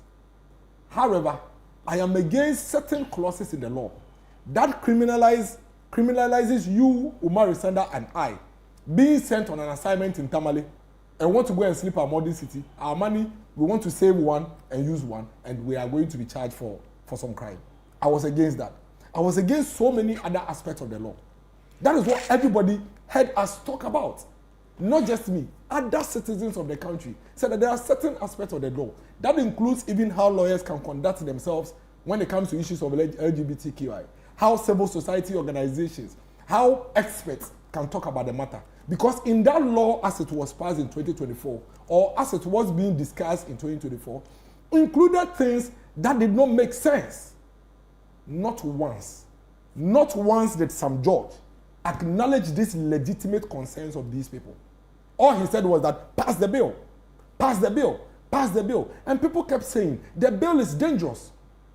This morning, when you asked him a question about the experts, the water down on experts and why they have removed it and made it an exemption, you heard his response. He said that, but there's a NACA law and there's something in our directive principles of state principle of policies that actually frowns on certain values, and so it makes up for it. Sam George, in 2024, when his attention was being drawn by Richard Sky and Co., that there are laws in this country, as you mentioned earlier, that already are against this LGBTQI thing. Do you know what he said? He said, if you think these laws are there, then why do you have a problem in aggregating and consolidating all of these different laws into one law? But you see today, he's referencing a NACA law, which is separate, and saying that could be used, using constitution to control experts and their views on LGBTQI. So that is where our concern is at the moment. Because based on these things, which were legitimate concerns, which today you agree with, you went on the street of Accra and called Nana Danko Ekufa the Trumutu man. Those were the words you used. Trumutu man. You called MPP Trumutu party. You went to Asin North and told them that if you don't vote against the MPP candidate, they would not pass an anti-Trumutu law because MPP supports Trumutu. To the extent that even me miracles, that I love girls, love women. When I see women, Men Kennedy. No, like you and like myself and Umaru, the way we see women and we are happy. No. Don't crush him. Go on your frolic of your own. Continue. All of a sudden, because I'm MPP, when I step out, people like Sam George and Co have made it look like all of a sudden, even me, I'm gay. That is how bad the situation was, and that is why some of us will not allow Sam George and Co to take the conversation out of context. But what have they done? Now wait, relax. Now fast forward, the law was passed in the midst of all the concerns that were raised. The law was passed without Sam George and Co acknowledging these concerns by Richard Sky, Amanda, Gajepo and Co. Without they acknowledging, they passed the law, and he passed the law with so much grin and excitement, and said that it must be punitive. In fact, I have a video of Sam George here saying that even that law that we passed is not punitive enough. And that when he goes to Uganda, even Museveni, what's the name? Yoweri Museveni, that is not liked, has even passed a law that includes death. And that our law is not even punitive enough because Uganda has death as part of the punishment. Now you come into office. Now let me even put, before I even get there, the law has been passed. When the law was passed, immediately the law was passed, Richard Sky went to court. And Richard Sky went to seek certain reliefs. The reliefs were clear. One of the reliefs sought to block Parliament from even transmitting the bill to the president. One of the reliefs they were seeking to. When I read the Supreme Court ruling this morning, it was quite clear. Now, the president at the time was written to, and there's this letter I keep hearing them saying, making it look like Akufo-Addo didn't want to sign. Akufo-Addo never anywhere said that he wasn't going to sign the law. He never said it anywhere. Akufo-Addo never said anywhere that he had a personal opinion on the law. The Attorney General wrote to the President, which is in the cease and desist letter, telling him that, Mr. President, I have been served with an application that is seeking to bar me and you from attempting to assent to the LGBTQI bill, which is true, the Richard Sky application. And there is also an application, the same application is also seeking to bar Parliament from even transmitting the law to you. Mr. President, my advice to you, and you are a lawyer, my advice to you is that, you are a law student. My advice to you is that when there is such application, you are preemptively barred from taking any action on the matter. So don't touch it. Remember, if you read the Richard Sky application, it was preemptive. Yeah. In fact, the Supreme Court judges said it, that he was only preempting, that if he doesn't act, the thing will be transmitted. So the Attorney General wrote and advised the President. All the President did was to write to Parliament, the Speaker. Remember, Parliament is also laws of their own, and said that this is what my Attorney General has advised me on. My advice is that I'm not going to flaunt on the laws because I'm being barred now by this application. So don't transmit to me. Remember, Parliament was not under obligation to listen to the President. And that's something that people also refuse to realize. And they put the entire thing in Akufo-Addo. Akufo-Addo only wrote to you that don't transmit to me. The laws allow you to transmit your bill when you finish to me. I am only drawing your attention to what the Attorney General has told me and what the laws are. You could have ignored my letter because that is not, you are not on the only obligation to still transmit it to me. So that if it gets to me and I refuse to sign, then I'll be held responsible for it. When the letter was sent to Parliament, the Speaker of Parliament did not transmit the bill to the President. So as at 2024 7 December, Akufo-Addo had received no bill from the Parliament of Ghana.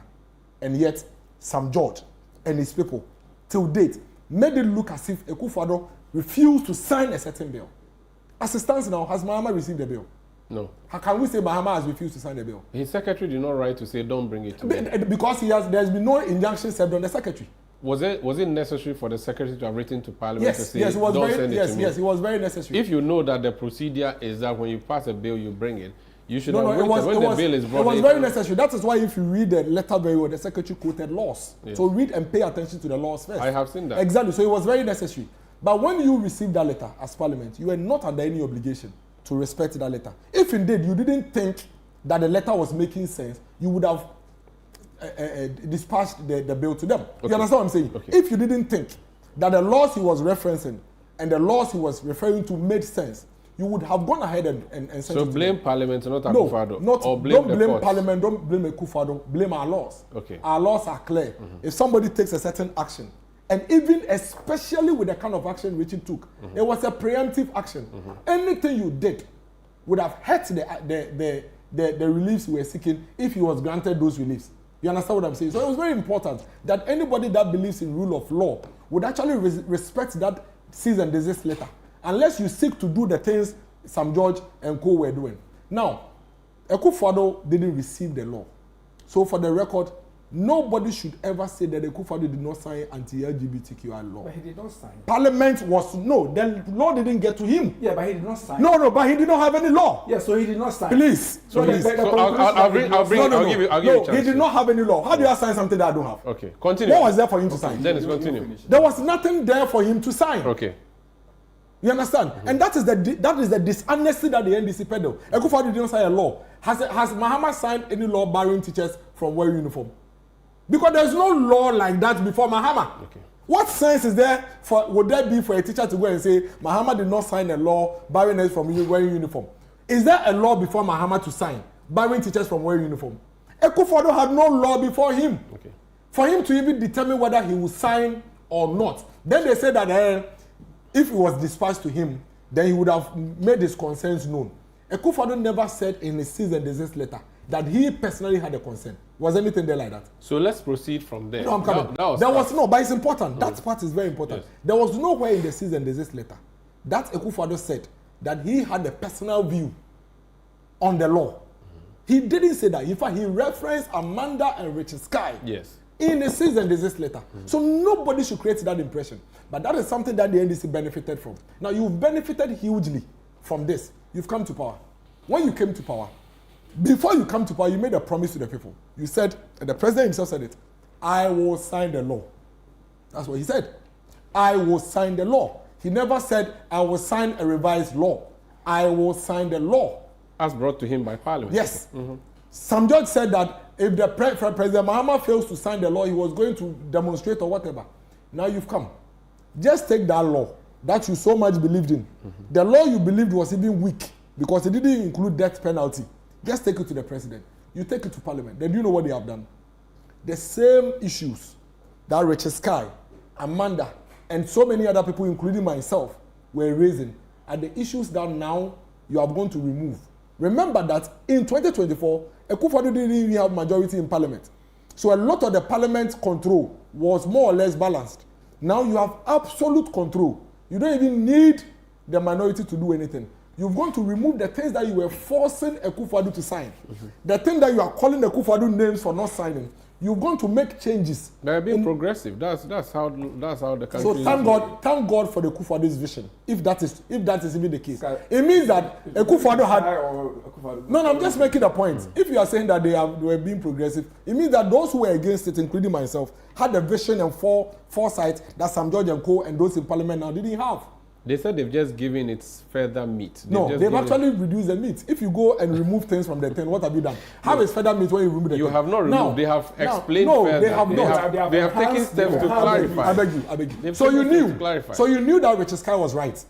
No, you knew that Amanda was right. No, you knew that those who were raising concerns, like myself then, raising concerns about some of these things were right. They said they subjected it to the Constitution, and people like Richard Sky were not fully satisfied. So that's why now they've decided to break it down. Yeah, but so then if that is the case, then why is it that when Richard Sky and Co went to court, seeking to bring these same things down, you were all over the country insisting that Akufo-Addo the issue, ignore all those things and sign? Why are you doing the water down? Okay.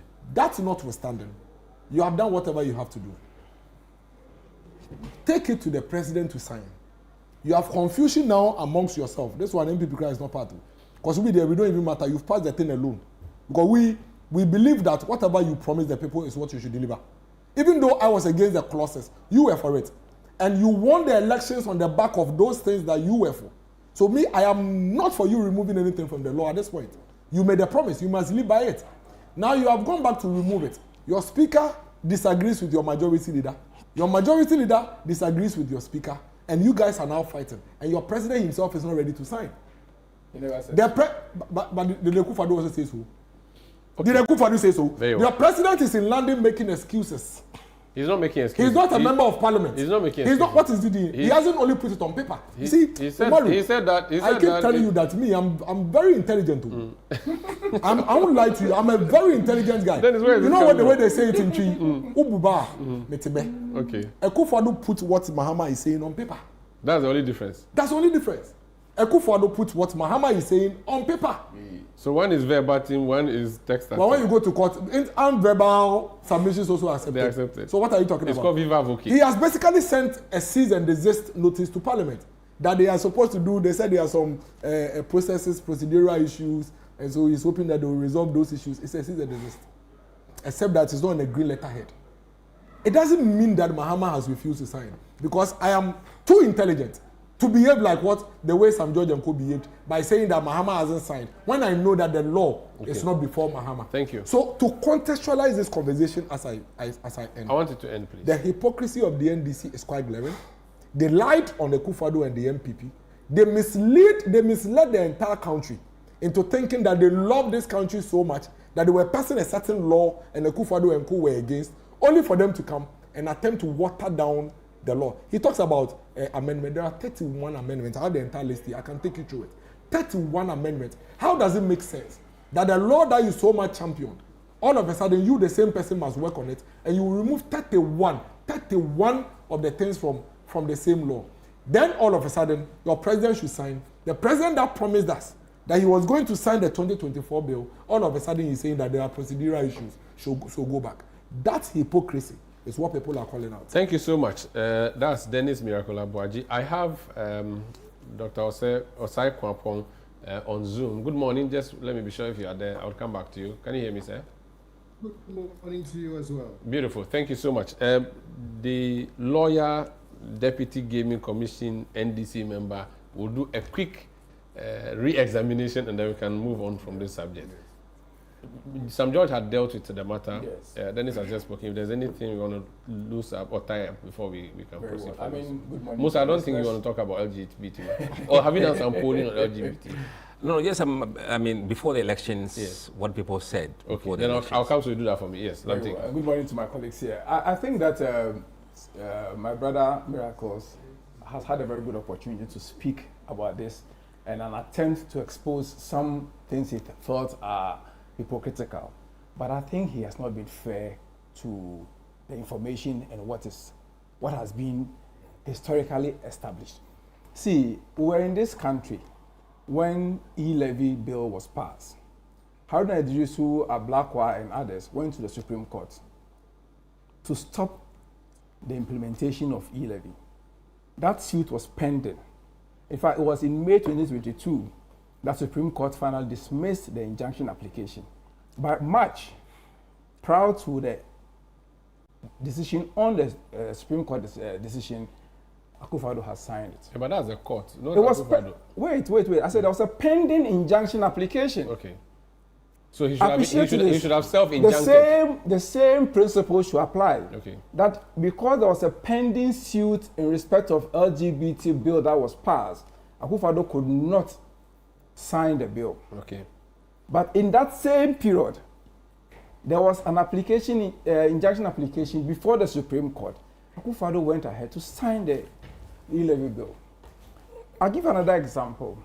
University of Education, Winneba, had some challenges. I don't know whether you remember in respect of the appointment of a VC. Yes, I remember and that. I think Apenyumake was lawyer for... Exactly. And the swearing in of the new VC a ceremony was scheduled for that. Now, there was a pending application before the High Court in Winneba to stop that particular swearing-in ceremony. Malto advocate. Absolutely. Nanado disregarded the application and went ahead to attend the program where the new VC was appointed. And so if you tell me that he was just complying with the rules of court and the fact that there was an application that has been brought to his attention, and that is why he disregarded it, but that is why he did not sign the anti-LGBT law in 2024, then unfortunately, there's some inconsistency in how he has managed other related matters where there's an application before court. That aside, mind you that what was the essence in writing to the Clerk of Parliament? To desist and resist. Cease and desist. Ask yourself carefully. At that point, if there was an application before the court and it has been brought to the attention of the Attorney General, it is mandatory on the Clerk of Parliament not to transmit it. If he decides to do so, whoever filed the application can decide to hold him for contempt. Donaldo had no business in writing to the Clerk of Parliament, in no way, to ask them not to bring the bill. And what we've said over and over is that he has other opportunities provided by the Constitution. 7-day window to let Parliament know whether he will sign or not sign. 14-day window to give reasons why he's not going to sign. For Parliament to consider those reasons, and if there's a need for an amendment, do so. But put all this aside. MPP's comment about the new bill has been that, oh no, John Mahama said he was going to sign the bill anyway, and so there is no need to make changes. But what society do we live in that we don't learn from our mistakes or learn from the views of others?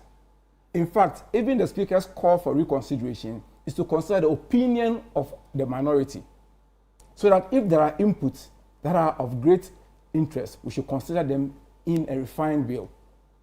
Even though I have a challenge with the Speaker's call, because it's difficult to find any premise in law. But the question then is, Richard Sky and Co. went to court because they had cause to complain about certain portions of the bill at the time.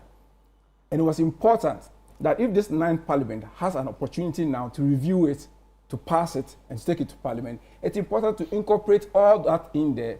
And what are the main concerns here? Is the exemptions. 3 main exemptions. Exemptions to lawyers, exemptions to medical, and then academics. So that where a lawyer provides... And media. And media, absolutely. Where a lawyer provides legal services for someone who has been accused of anti-LGBT conduct, that lawyer cannot be seen to be promoting or advocating or making anything that will bring him into question. Likewise, a medical doctor or a journalist. If a journalist publish a report or publish any story regarding anti-LGBT, that should not be seen as promotion. So we have on the screen now the exemptions that have been captured. Exactly. So these exemptions, and these are the main reasons why Team for Joy and others are complaining. And you're asking yourself over and over again, what exactly do they want? So shouldn't you have these exemptions? Is that your position? Is that the position? Because they keep saying that the bill has been watered down. It has been diluted. It's not the same bill that has been passed. But the question, must it be the same bill? Is this Parliament obliged to carry out work of the 8th Parliament in the same manner without reconsideration? Don't forget that new parliamentarians are in the 9th Parliament and have different views, have different perspectives to the bill. And that is what has been done. Very well. I really don't find any cause in this. We're just trying to score political points, and I don't see the points. Okay. Musa, before I heard what the post said at the time, didn't disrupt him.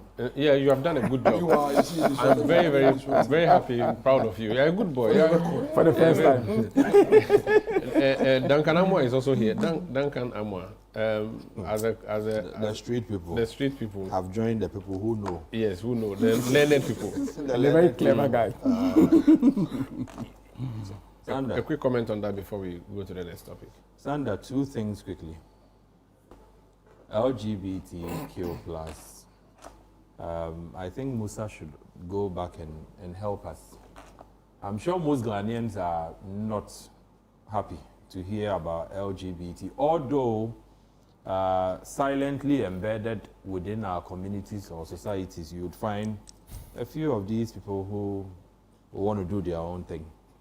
I think the sentiments that we, the Trotro people, also share is that, look, if for one reason or the other you decide to stray and do your own good or bad thing in your rooms, do that. We don't want you to flaunt it in our faces. And this is all we have asked Parliament to codify into a law. Simple job. Simple job. It's become MPP, NDC. Meanwhile, if you get onto the streets, there's no MPP or NDC about LGBTQ. I am happy when I hear the clergy, I hear the religious leaders. In fact, the chief imam has equally called on Parliament to do the right thing. Then you hear the Speaker of Parliament say that, look, as for me, I would make sure this law is passed. Finally, some way, somehow, the law is passed the previous parliament where he was the speaker. For some technocratic reason, I was listening to my brother Dennis say that, oh, Richard had made a certain, presentation to the Supreme Court, and so there was a cease and desist. Let me be frank with my brother here. That got a lot of us Ghanaians upset. Okay. That's why he said NDC benefited from this. I agree with him. It is not in doubt that some votes would have been swayed to the NDC because the narrative was that, look, if it was the NDC, they would have probably signed this long ago.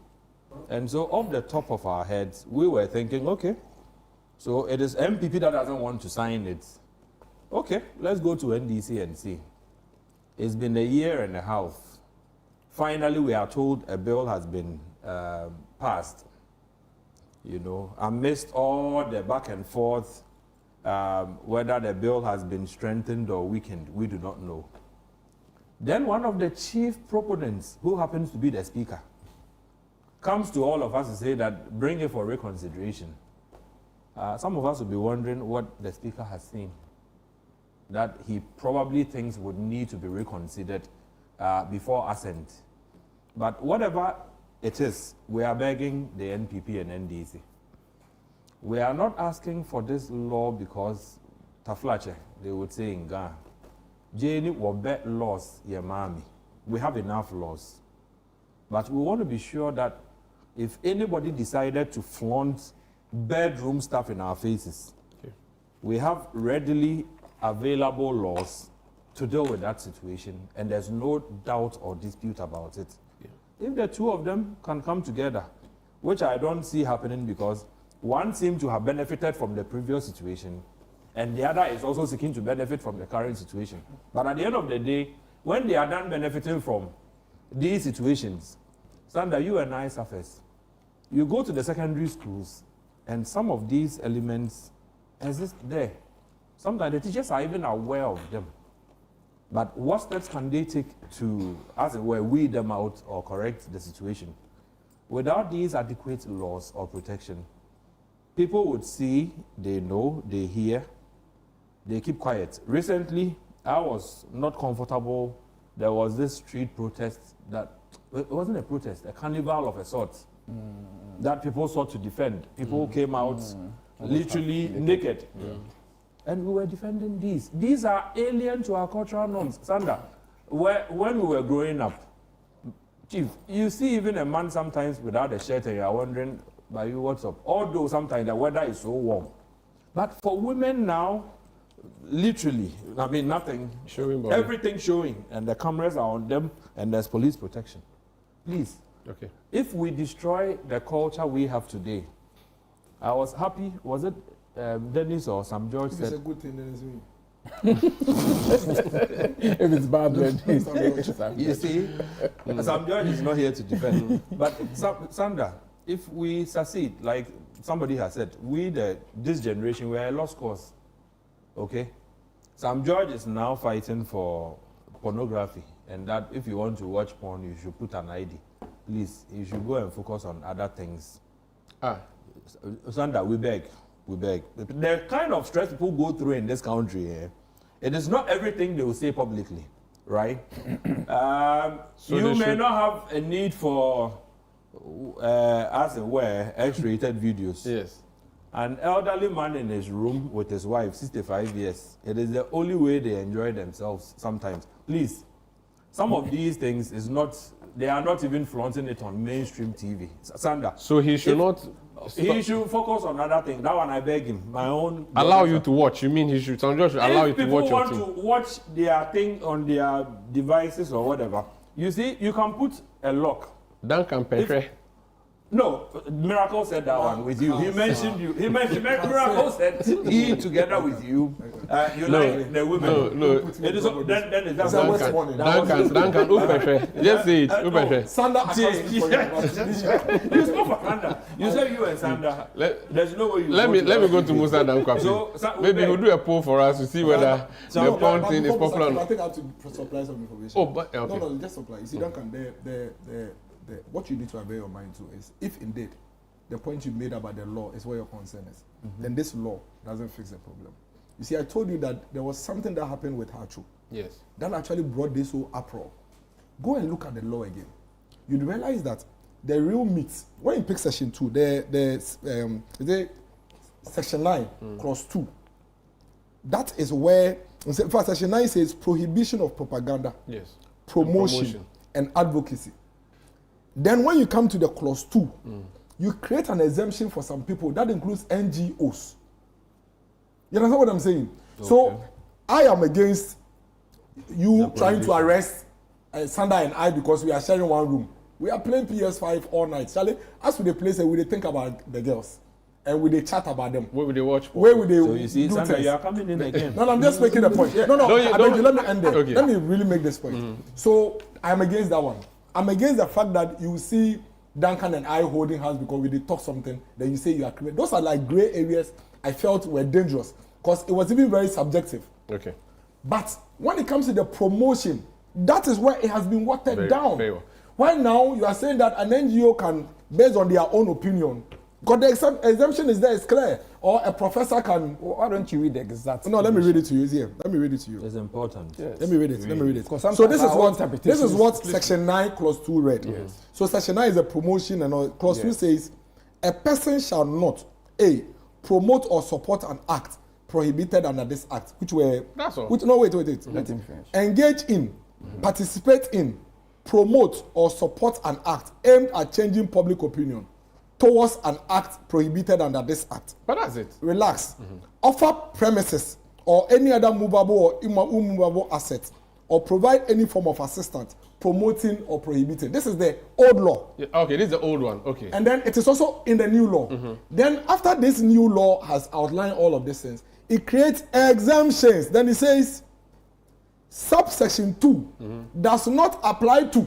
Yes. Where are you reading? Okay. No. It's here. I'm reading it. Does not apply to. Are you reading to? No, it's here. It's here. Code the section. No, clause 9. Clause 9. Amended. Yes, amended proposal. Already. Add the following. So after 2. So no. You see, I've read what 2 said. Yes. And so that one is codified in the law. Yes. Now the amendment is what I am telling you. Okay. The amendment is what I'm reading now. That's what I've asked you. You've read 2, so and I said, "What are you reading? Tell us what you are reading. Exactly which section are you reading?" Oh, I said section 9. Section 9 is a whole section, and you read section 9 too. Yes, but I can't read it. You want me to read everything? It's not a lawyer. So no, but you are giving the exemption. So give the exemption. You see, we are educating the public. I'm coming. So you read clause 9 too. Yes. The second part you read, which says it's not exception. No, so I'm saying that I read clause 9(2) of the existing bill. Yes. Then I'm saying that these were very good clauses. Because for me, these are the actual clauses. And it's maintained in this one too. Then after it's maintained, it comes to create exemption for some people who are not affected by this clause. He was asking which clause are you reading? Like, specific are the where the exemptions are. Oh, but it's here. That's what I'm reading to you now. Print it out. The title or the heading. So he says clause 9, subsection 2 does not apply to A. Yeah, where are you reading this from? Yes, where are you reading this from? From the new bill. Which section are you reading? 2, right? Because he just read 9(2). No. Okay, so see, I read 9(2) from the existing act, the 2025 bill. Good. And I'm only reading the exemptions. Yes. So what's the title of the exemption? What's the number of the exemption? No, I'm reading the proposed amendments. Okay. That's what, I think that's where. Okay. No. That may not happen. You see, we should be careful. Proposed amendments may not be part of the bill. You understand? Okay. So if you are going to read and educate the public, read the exact bill that has been passed, and not the proposed bill. So this is in the bill. So this is in the bill. Unless you have the bill and you can dispute. I have the bill. Okay, so dispute it when I finish. Okay. Wait. You see, you say you're not making. You're not making an argument. You're providing information. Don't disrupt me. But you sought permission from Sandra. No. You sought permission. You're not making a point. You don't have nothing to. No, relax. Okay, you are making a point. So was he wrong? When I finish and I'm wrong, say it. It's okay. So what's the sub clause you are reading? So I am now reading to you the exemptions. If the exemptions are not reflecting the law, you can say it. The exemptions from where? The exemption must come from the bill. You can't read exemptions from a proposed amendment. Okay. And make that one a point. Let me hear from Musa Dankwa so we wrap up on this topic. No, but see, when you seek audience that you are going to provide us. When you seek audience, going to provide us information. Hold on. Everybody hold on. Everybody hold on. No. So I have read the law. If it's a fact, there's nothing to dispute about. Exactly. So can you mention what you are reading? Yes, let me mention the exemptions. So you read 9 exemptions from where? The exemption must come from the bill and not a proposed amendment. So is it a proposal or does the bill as passed? This amendment is important. If it is part of the bill. Who is proposing is very important. The question is that is it part of the bill? Exactly. Because the amendment may not have. Okay, so let me hear from Dennis. So what are you reading? Read the title. Standard clarity. Amendment proposed. Amendment proposed. Then I read the bill with the clause 2. Then there's the amendment proposed. That is why I told him that when I finish reading these amendments, these proposed amendments, and you think that these amendments are not in the bill, you are free to say it. But I am telling you that they are in the bill, and you're asking me that why in the bill. I said pick the bill and look at it. Because that is where my concern. But you can't ask me to go through the entire bill. But that is your when you are making that doesn't stop me from speaking. You know what I'll do? Let me hear Musa so that we can proceed. Let me conclude on this. It's a very important point. You see, I gave you time enough. No, but he disrupted me. No, he didn't disrupt you. We went around the table. It was Duncan's submission that you actually came into. I'm being truncated. I am telling you that. I have read 9.2 to you. Yes. Now 9.2 is very clear. Very good clauses. Yes. That prohibits promotion, which for me is really good. Good. The problem I have with the bill as it stands now, that's what I'm coming to. Is the exemption. Is the exemptions that has been created for academics. Which we have listed that already. Has been which is fact. Yes. Unless you dispute it. No, that has been created for media, media. Yes. Those are the exemptions that I am saying that, Duncan, if those exemptions are allowed to stand, what it means is that it defeats what you and I are really looking for. Okay. That is the substance of what they are making. Right. Unless you dispute that those exemptions are not there. Let me hear from Musa. Dankwa. Musa, just 1 minute so that we can move on to the Okay. LGBTQ+. I think Ghanaians in general support the law to curb it, to stop its promotion and them flaunting it in our face. There's cross-country support. In the poll before the last election, only Upper West opposed the bill. Upper West? Yes. They opposed the bill? Yeah, they opposed the bill. Upper West. Overall, about 59% of Ghanaians supported the bill when it was passed, compared with 32% who didn't support it, and 9% did not have an opinion about the bill.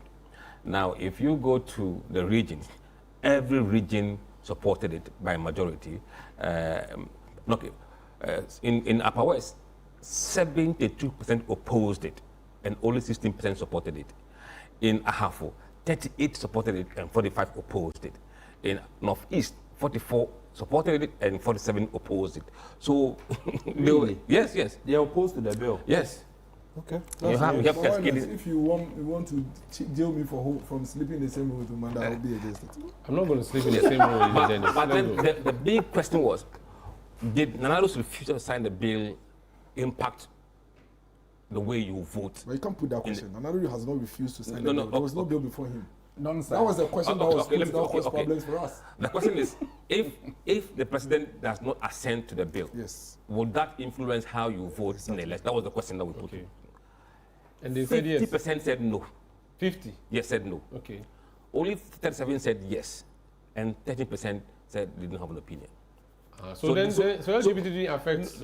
No, there was an element, but normally because there were bigger ticket issues facing Ghanaians, those who used that to vote probably were the religious fundamentalists. Okay. I think you've clarified the matters now. Dennis, so it says that LGBT is not the reason you lost. Who is saying it? No, I'm saying that that's what Musa says. No, but you know me, I don't believe Musa's data. But now but it's public. But he knows. But now why should you? But he got vindicated. From where? You have contrary on December 7th. Oh, actually, plenty of people predicted December 7th. The most difficult one was Nima. But he was scientific. That was the most complicated one. December 7th was simple. But he was scientific. December 7th, December 7th, you knew you were losing. No, I'm saying that I'm saying that a lot of people predicted. Oh well, of course, if you are going for a second term, we have never had a third term government. Like nobody. So it's easy for you to tilt towards that side. All right. It's not difficult. It's a norm. Yeah, I mean, this is a big issue in every mature democracy. Tomorrow, for just a second. Yeah.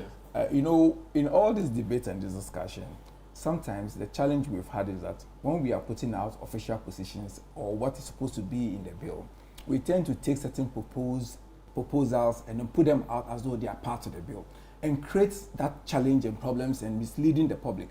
When my brother Miracles pointed out Section 9.2 of the bill, he read it out. Then he was now going to exemptions that affect NGOs. We asked him to give us that portion of the bill that says so, and says in a proposed amendment. Proposed amendment may be or may not be accepted. So it is unfair to feed the public with some of these things and make it look like it's the position of Parliament on the matter. Thank you so much. It's misleading. Very well.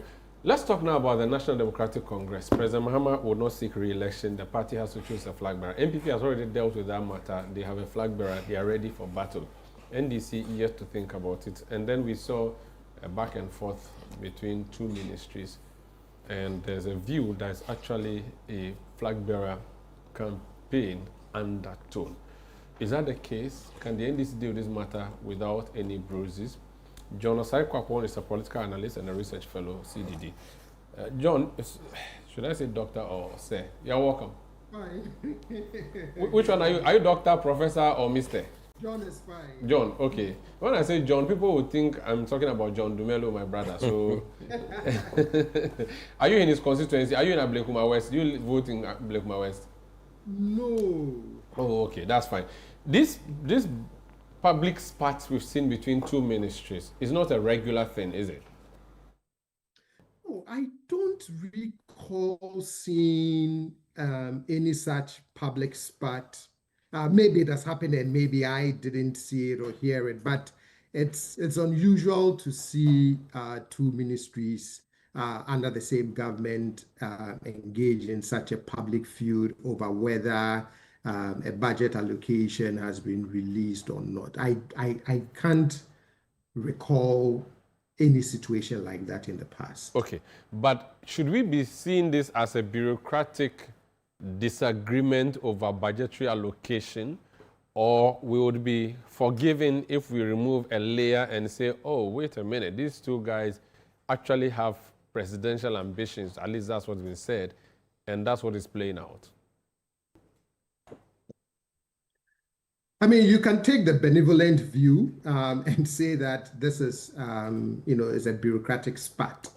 But in the context in which we are, and knowing that, this is a party that very soon, in the foreseeable future, will be making determinations about who gets to lead the party next. It is very difficult to remove the element, the undertones of politics from this public spat, because for me, if it is really a bureaucratic disagreement over whether truly the finance ministry has made and released funds to the agric ministry or not, and there's a disagreement over it, this is something that could have been easily resolved privately, right? Minister to minister, colleague to colleague, you write and say, it is my understanding that there's a claim that monies have been released to my ministry, but from what I know, sitting here at the ministry, no monies have been released. Find out why it has not, or if it has, why are you making those claims? But these are things that you can resolve easily privately, especially because you're colleagues in the same government, in the same party. When it becomes public, then you make yourself vulnerable to other narratives of, are there political undertones, and is there something bigger behind this public spat of, do I have my budget allocation or not?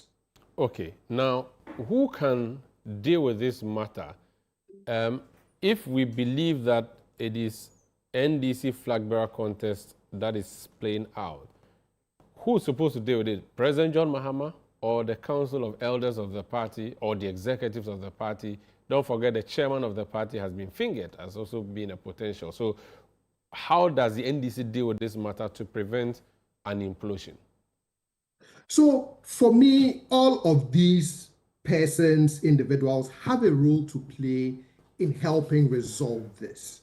The party leadership, the Council of Elders, have a role to play in terms of saying to some of these key figures, look, think party first, think government first. Some of these public feuds do not inure to the benefit, of the party. It can be distracting. You can lose focus. All of those things are things that the party leadership can bring some of these individuals who have been pointed out as fueling this sort of public dispute to say, take a step back, relax. How can we get this straightened up and resolved? So they have a role to play in that. The president also has a role to play because these are ministers in his government who are publicly feuding over a budgetary allocation and whatever is driving this public feud. So he also has a role to pull these ministers back to say, what is the issue? How can this be resolved, again, without creating unnecessary distractions for the party? Because at the end of the day, yes, that contest would come, and the party eventually would pick someone to lead the party into the next election. But there is also a country to govern. There are things that the party promised the people of Ghana.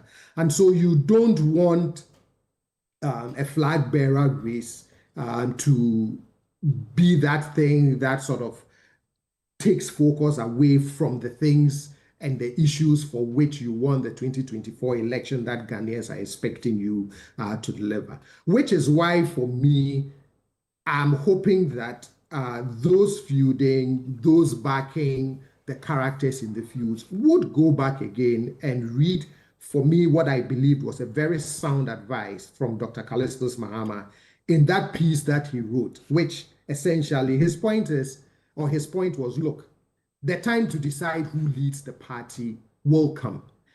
But what Ghanaians are going to judge us on is not who gets to lead the party and how we settled that issue. It is whether we were able to deliver the things we promised and for which they repose trust in us and elected us. That was his message to the NDC, to the key individuals involved in all of this. And for me, that should be the overarching thing that should guide those who are involved in some of these public feuds over if it's a succession issue, to think about delivering, because it is that delivery that Ghanaians would look on to either to reward or to punish the government. All right, let me come in studio. Lamtik, your party, the problem has started, or? Well, I don't think that there's a problem. Are you it's sure? Just that we are... Or you haven't seen the statement that was issued by the PRO of the Agri Ministry? He is calling the finance ministry and the minister infantile. If I have to Google infantile so that you can tell you what it actually means. No, I want to read it. You don't need to read it. No, read it. No, I want to read it. Infantile. You wanted me to read the law. No, I want to read it. So this is how the Agri Ministry PRO described the finance ministry headed by Ato Forsin. And I have to hear it so I can compare. He titled it infantile. And infantile is an adjective that refers to things characteristic of infants or the stage of infancy. Like people are not matured. Like people wearing diapers. Well, whatever he said, and whatever the meaning is. Let me read the title of the statement. Very important. The title of the statement is Stop the infantile propaganda before it explodes. Just say it hasn't even exploded. This is bad. Even MPP will not write this. And this was signed. MPP will not write this. And this was signed by Samuel Hunto, Media Liaison Officer, Office of the Minister for Food and Agriculture. He said that stop the infantile propaganda before it explodes. Charlie, the thing is serious. Whatever is out there, whatever is attributed to the media liaison officer, I think it's very unfortunate. He needs to be guided. I mean, these are official assignments, official duties. I beg you, let me do this last one before you comment. I'm the one who will give you time. I'll give you time. The last but one paragraph. Why are you putting more salt in this matter? Last but two paragraphs. He says, we have seen, it's okay. We know the story. Dennis said he hasn't seen the statement. Dennis, did you see the statement? So let me read it. It says, you will never see it. It says, go and find the law in the It says, public financial management is governed by official allotments, cash releases, and actual budget availability, not by public relations narratives or propaganda. The Ghanaian people deserve transparency, accuracy, and honesty in the management of public finances, particularly in a sector as critical as agriculture and food security. Chada is very serious. This from a low officer. I will repeat what I said, and I will say it again. Make it simple. It's very unfortunate. Yeah. He needs to be guided. Such statements will create unfortunate situations at the ministry and create problems for everyone. I mean, whether payments have been made or not made, it's a matter of fact that can be established anytime, because these are transactions, these are documented transactions which can be traced. And so I don't expect that someone from the ministry who is a media liaison officer will speak in the manner he did. I pray that, unlike Afenyo Markin's account that was compromised, I pray that these are not compromised documents from his outfit. But whatever it is, it's unfortunate. I know that some are drawing into some are drawing this into trying to create the impression that there's some challenges in the NDC. There is none. Following up to the flag bearership and all that.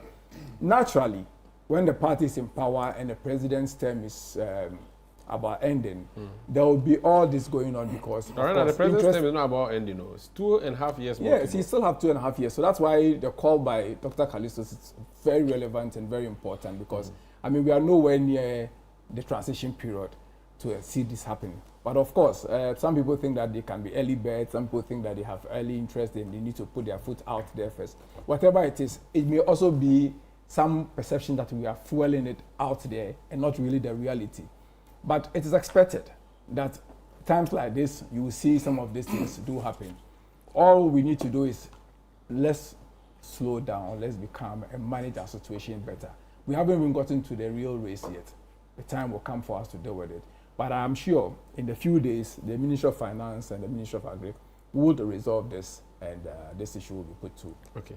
As Empire, Dennis, you have gone through this before, so maybe you can advise how. Dennis, I use less than 30 seconds to explain. Because you cannot talk. Yes, you don't have anything to say. Kafra. Be careful. So Sandra, I think that the president, wherever he is, I hear he's in Belarus. Yeah, he's in Belarus. Minsk. He should put the finance minister on a Zoom call ASAP. All these troubles and problems are stemming from the finance minister. Oh, how?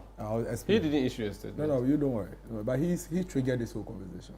His deputy, actually. Yeah, but the deputy only represents the minister. Yeah, he triggered this whole conversation. And I think, first of all, that was needless. You don't have to lie. I'm not the one calling him a liar. The Agric minister is calling him a liar. He didn't have to lie on the Agric minister. No, I can't even ask you to withdraw because you are hiding behind the point. I'm just speaking to the issue. Because immediately you mentioned it. No, I can't say on truth. The guy said he's lying. I cannot say different. I can't use a different word. Immediately you mentioned the statement. I had gone to read, so now I have read. Oh, now you read it. Within 5 seconds, you managed to read the whole statement. No wonder he's got miracle. And Sandra, let me tell you something. I have been saying this, and I'll come to the matter, but I've been saying this for the past 2 months, and the NDC, they keep playing with it. You see, the NDC, if you study them from 1992 till now, this is the only time they actually have to deal with what all political parties truly deal with. Which is? See, 1992 all the way to 2000 was Rollins. He was completely in charge. Then he planted his guy, Atamils, on them.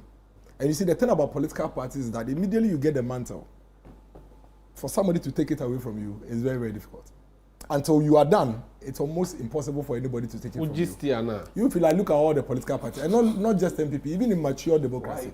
You look at it. No, I'm saying now, once you hold a stand, nobody. Now, eventually, when Atamils came, it was Atamils until unfortunately he passed. Automatically, they had like 6 months elections, so the vice president stepped in, and the vice president picked Misata.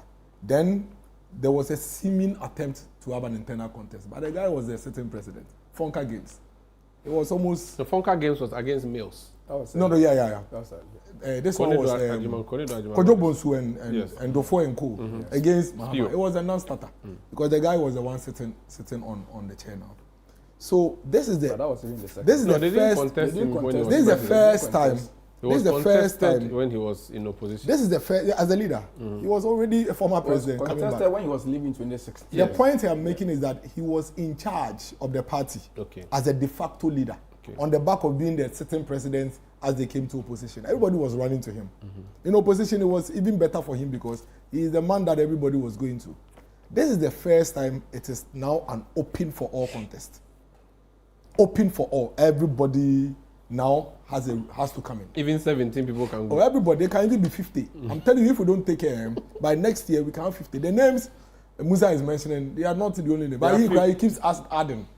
Initially, he started without. I thought you don't rely on Musa. Why do you not make reference? But why his data is? I don't believe. You don't rely. You don't. He doesn't believe in Musa and his data, but he can reference. But that's appropriating and reprobating. You can't be saying that I disregard this and yet is my reference. Have I used it? No, he's just saying that even Musa, who he does not trust. Yes. That's what I'm saying. So he's not appropriating and reprobating. And yet you are relying on it. I'm not relying on it for anything. He's just using it for argument. I'm using that even him, who I don't trust his data, keeps adding on people. Oh, he's a Democrat. He understands. Keep adding on people. Do you know he's an Achim?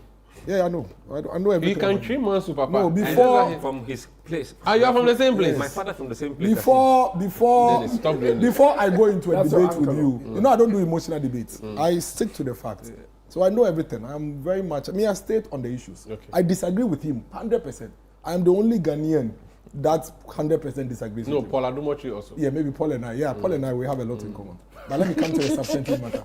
So Umaru, this is the first time they're actually going to go through this. But you see, there's something going on in this government.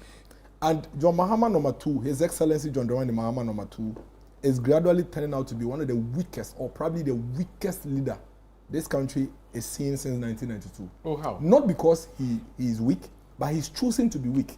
It's as if he doesn't even care. Like failing to fire his finance minister. Yeah, he doesn't care. You see, and that was the danger. That was the danger some people were pointing to us when a president who had lost elections, gone home for 8 years, was seeking to come back. If we want to see a dead goat, we are not going to see it in John Mahama now. Because what is happening? Tell me since 1992 when it happened. Maybe the only one that beats this is when Rollins beat Accra. It wasn't a beat, it was a slap. Slapped Accra. That is probably the only incident that can beat this. That 2 cabinet ministers of 2 of the most important real sectors of our economies who sit in cabinet are doing this publicly. See, initially, I was expecting it to be amongst their followers. You let it be an unscrupulous spokesperson that has written something and then another minister who has spoken. Please, you are pretending not to know the issues. 11 p.m. last night, I haven't slept for 3 days because I care about this country and we cannot allow our leaders to. So I've been awake. 11 p.m. last night, that was when the Agric Ministry. How did 11 p.m. become last night? Agric Ministry, 11 p.m. last night. That was when the Agric Ministry issued an additional statement officially on their letterhead. But signed by Media Relations Unit. The guy, Hunto, has not been made to sign that one. Exactly. Which is higher than... civil servants. This is coming directly from the minister. No, not signed by him. No, you don't understand. Go ahead. You are a PR person. Yes. The PR, when I release a statement on behalf of Dr. Mahmoud Bawumia, it's Dr. Mahmoud Bawumia. It is him speaking, yes. Exactly. So don't come and make it look like the ministers don't know what is going on. Dennis, go ahead. Let me tell you something. In the course of the day, the Ministry for Finance lied against the Agric Minister. Allegedly. No, the Agric Minister said he lied. Then the Agric Minister came back and said, no, the Finance Minister rather is lying and being infantile and peddling propaganda. Then the Finance Ministry released data to prove that the Agric Minister is lying. Yeah. That he is speaking the truth. Yeah. Then the Agric Ministry came back with data to disprove. They came back with some commitment letter and allotment letter to prove that the Finance Minister is the one lying. I believe both of them. Both of them are speaking the truth. No, they are both speaking the truth. Okay. Eric is telling me the truth when he says Atto is a liar. Atto is telling me the truth when he says Eric is a liar. So they are both speaking the truth. Then, midnight, close to midnight, Eric now releases a statement. Honorable Eric. Oh, I mean, like footballers and politicians, you know, as far as there's no respecter of age or, you know, so forgive me. Everything is blanket Honorable His Excellency. Releases a statement. Now giving official details of releases to him, which completely disproves the finance minister's position. And that for me is where I find it very alarming. And my worry stems from the fact that I am now beginning to understand why certain bad things are happening in our agri sector, especially with cocoa farmers. That since October 2025, cocoa farmers in this country have not been paid. Cocoa farming is under finance ministry. I'm coming. Okay. Please, let me make my point. Yeah, but if you're saying something that I have to correct. Am I not speaking about both agri and finance ministers? Yeah, but you're talking about starvation of funds to agri ministry. I haven't said starvation. Why are you using that word? I'm saying that now I understand why certain things are happening in the agri sector. Yeah, but agri sector doesn't include the cocoa. Cocoa is agri sector. But it is only administratively. No, please. Don't you see when you disrupt me? I'll debate you and then you are wrong. I am saying that now I understand why certain things are happening badly in our agri sector. Cocoa is the bedrock of our agri sector. Where it sits administratively is a different matter. No problem. Proceed. Now, if cocoa farmers are owed since October 2025, if cocoa farmers have seen haircuts for the first time since 1992, or close to the 100 years of doing cocoa in Ghana, this is the first time cocoa farmers are seeing haircuts. It is because Ato and Eric are fighting. And I explain to you. Eric was the champion of cocoa for the opposition NDC when MPP was in power. Cocoa was seated directly under Agric Ministry when MPP was in power. Immediately, Eric was appointed Agric Minister. Ato took cocoa from Agric and brought it to finance.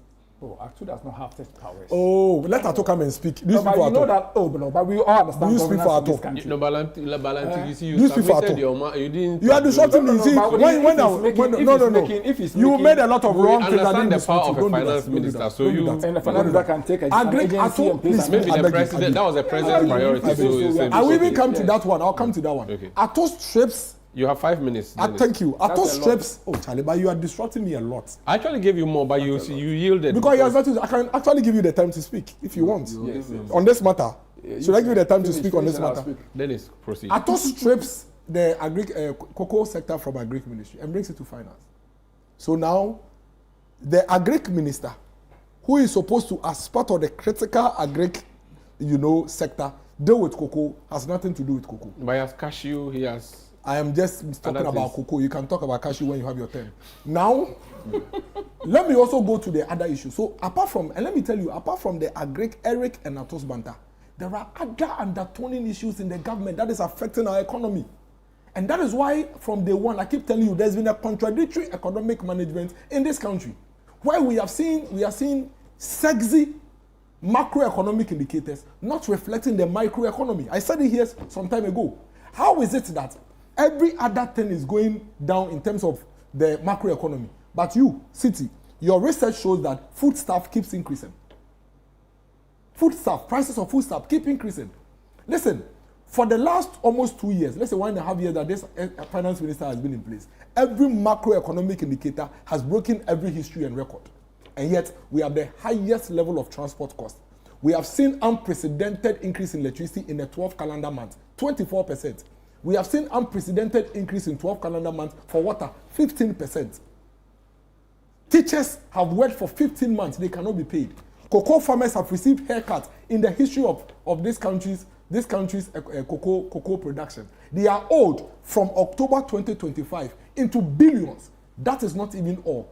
Cocoa from last season is stuck in the rooms of farmers. In fact, it is estimated that almost about 90,000 tons of cocoa is stuck because the cocoa crusher people say they don't have money to buy. And they are afraid that if they collect it, it becomes debt on them and government will not pay. Like the ones they've already given to government and government hasn't paid. Listen, there are serious issues in this country. Very serious issues. And if we don't speak to these issues and we continue to water it down, we'll wake up one day and everything is there. Look at what is happening. Almost every good indicator that you saw towards the end of 2025, which you, yourself, Duncan, and the rest, which I agreed with you, were praising this government for, is all coming back to ground zero. You have 2 minutes. Let's go. Today, fuel that, I don't mind, I can even leave the thing. Today, fuel that you met at 14.9 It's inching towards 16. So did we go or did we come? Meanwhile, it was one of the things everybody was praising you for. Everything seems to be heading back to where you took it from. So when Eric is complaining, Eric has a point. The PMMC, you know, it was an allowance. It has been moved to finance. Okay. PMMC. PMMC is gold board, or? It was under, yes. You know, it was under lands. It has been moved to, how do you call it? Finance. For finance. There are almost about 4 or 5 institutions that used to be in other ministries that Ato has crawled all of them under finance. Today, go to education ministry. Haruna is just a toothless boot. He's just sitting there doing nothing. You know why? No. But I'm telling you that you two are saying, You cannot say he's I'm telling you that you are saying, What do you mean by he's there doing I'm telling you that you are saying, No. Everybody in this country, except you, who is pretending, knows that the Get Fund CEO, the Get Fund CEO, the Get Fund CEO Dennis, is actually having, but if you come and debate me, I'll debate you. I'm supposed to be debating, and you are debating me. I'm telling you that if you go to Get Fund, the Get Fund CEO that's supposed to be reporting to the education minister is basically not speaking to the education minister. He reports to the finance minister. I am telling you, I'm not saying they are saying. Senate used to sit at Ministry for Labor and Employment. Today, it has been brought to finance.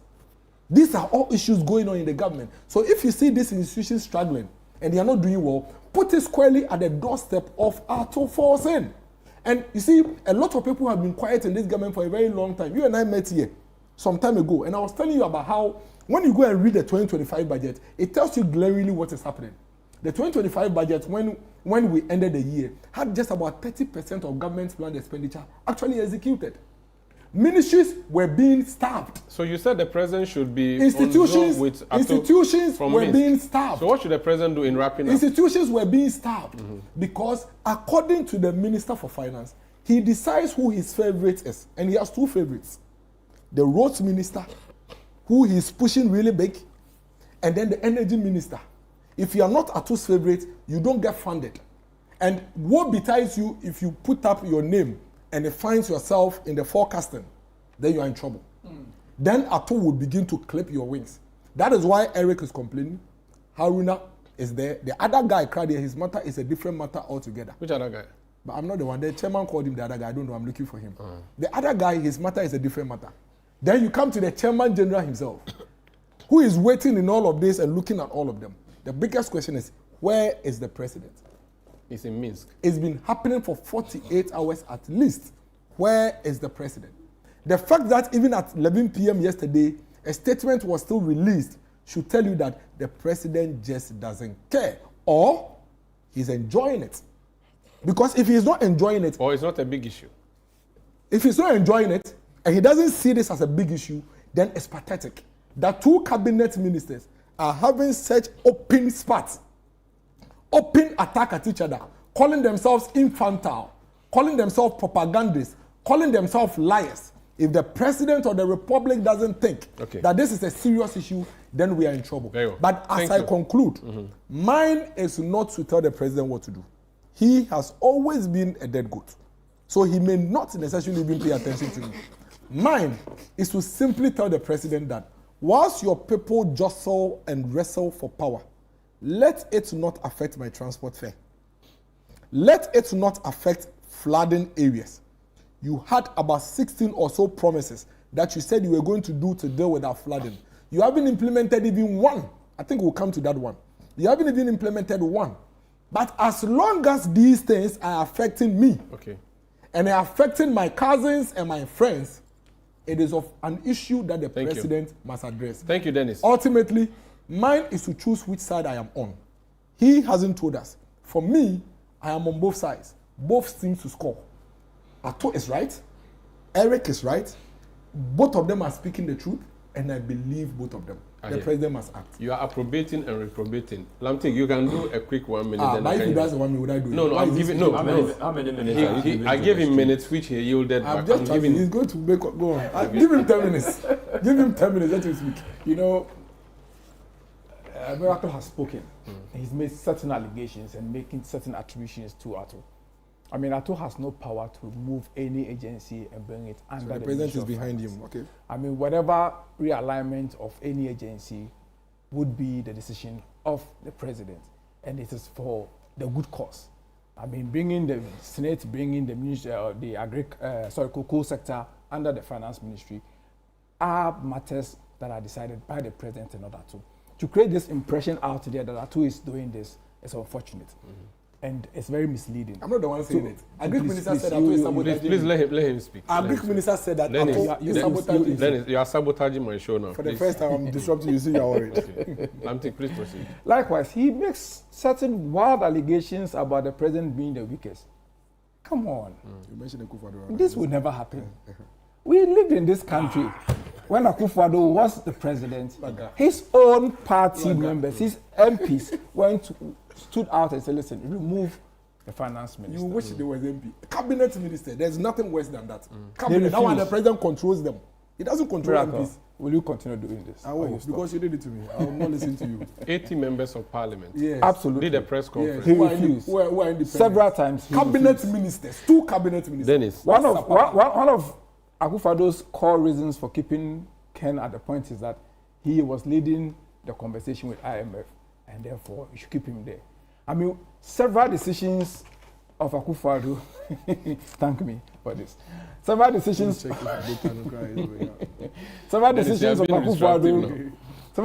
Akufo-Addo clearly showed how weak he was. But you see, my question is not to decide among the president, the two presidents, who is the weakest, because it will be as though I'm endorsing. We know who is the weakest. Mahama is. We know. That is your opinion. I will leave it to hold it. It's your choice of words you want to use. Go ahead. But to go ahead and even describe the president as a dead goat is very unfortunate. Who described it? Very. You did so. You said so. He did himself. You said so. Please. He did himself. So. But he is. He did himself, and he is. Or you don't think he is? For me, I think that these issues will be resolved, and we'll see the end of it very soon. Okay. Let's move on. All right, Musa. They say you are the cause of all these problems. You are the one who kept mentioning names of people and saying that he's supposed Atu. He's the one that has brought Atu on top at once. No, he didn't bring Atu. He did. The supporters. Just told you, he's the one that brought Atu. I think that is the belief of some of these guys in MPP. They think the numbers that comes out there is my own imagination. And indeed, if that logic is correct, then I supported Bawumia. And that was an allegation that was leveled against me. Okay, because you put Bawumia on top. But he was leading. He didn't put Bawumia on top. It was obvious. Bawumia was doing his own thing. He tapped in. It was tap in. When you tap in into something that is happening, you didn't put him there. No problem. But when it comes to Atu, he put him there. No, I'm saying that he tapped in. But look, Atu there, he put him there. No, please allow Musa. The record shows that Atu never led from April 2025 until March 2026. That is the record. The record shows that it has always been led first by Jenana and then by Haruna Idrisu all the way till December 2025. Now, what has happened between 2025 and 2026? And Atu led for the first time. But when did Mosquito lead, or Mosquito never led? There are 2 types of polls. Okay. One among general voters who express who they prefer to lead the party. They don't vote. That is what Atu is leading. Okay. So if you are worried that he's leading, don't worry. Those people don't vote. Okay. Among the delegates, the first poll was in 31st March to 4th April. General Mosquito led by 28%. In the second poll a week after, it's still led by 29%. So Atu is not leading in the delegate as we speak today. So that is the fact, and that is the record. So people should not be throwing numbers here and there and say we put Atu. Look, we tell you the truth. Whatever we hear from the public, that is what we will tell you. You can disagree with it. You can go and do your own and believe in it. We have no issues with that. But we, as Global Info, do not add a single vote to anybody's number or take away a single vote from anybody's number. What you see is what you get. Okay. So the issue is, can this, your polling thing and how it is looking, be attributed to what we've seen between the 2 ministers? Do you think it should be? Look, I'm a finance person, and I know government works in the way the government works, the Ministry of Finance and releases. There are other ministers that are crying the same thing that are not in the contention. Okay. What about them? So it's not as if Atu is mafia and people who are I'm ambitious. just making a statement. You see, in government, we have budget approved by Parliament. You will not get the entire budget released to you. The actual. There is also an element now that has been added, authorization, commitment of authorization, which is you have to seek permission before you go and commit the government into a liability. When that comes to you, and you go on to procurement, and that is approved, you start procuring. The release of the money comes later, right? The release comes to later. So the fact that you have been allowed to commit means you can sign a contract. Just that the money will not come to you to pay. But when the money is being so-called released, it goes to Controller and Accountant General. They wait for the GRA to bring the money before the money is given to you. So finance doesn't have their own money unless it's a project finance where they've secured funding for a specific project, sitting somewhere in the bank. When you come, it goes to you. So those may be differences where you can see these issues. But look, a government that came from life support cannot have cash sitting there and be dashing out. So issues will arise, and I think they have to find a way of dealing with it as politicians. Okay. But the poll, what the poll is simply doing is that we are telling you what people are telling us. And if you look at one side of the poll, which is very important, which I always mention, the poll has told us that people would like to judge you by performance, like to judge you by your vision, and like to judge you by how they deem you have played a good part of this government performance. So if these are the top three issues, what should be your focus as a minister or as a potential contender? Is to focus on what will make you perform, what will make you be seen as a part of as a team player, and that doesn't involve infighting. And when you infight, that will not show that you are performing.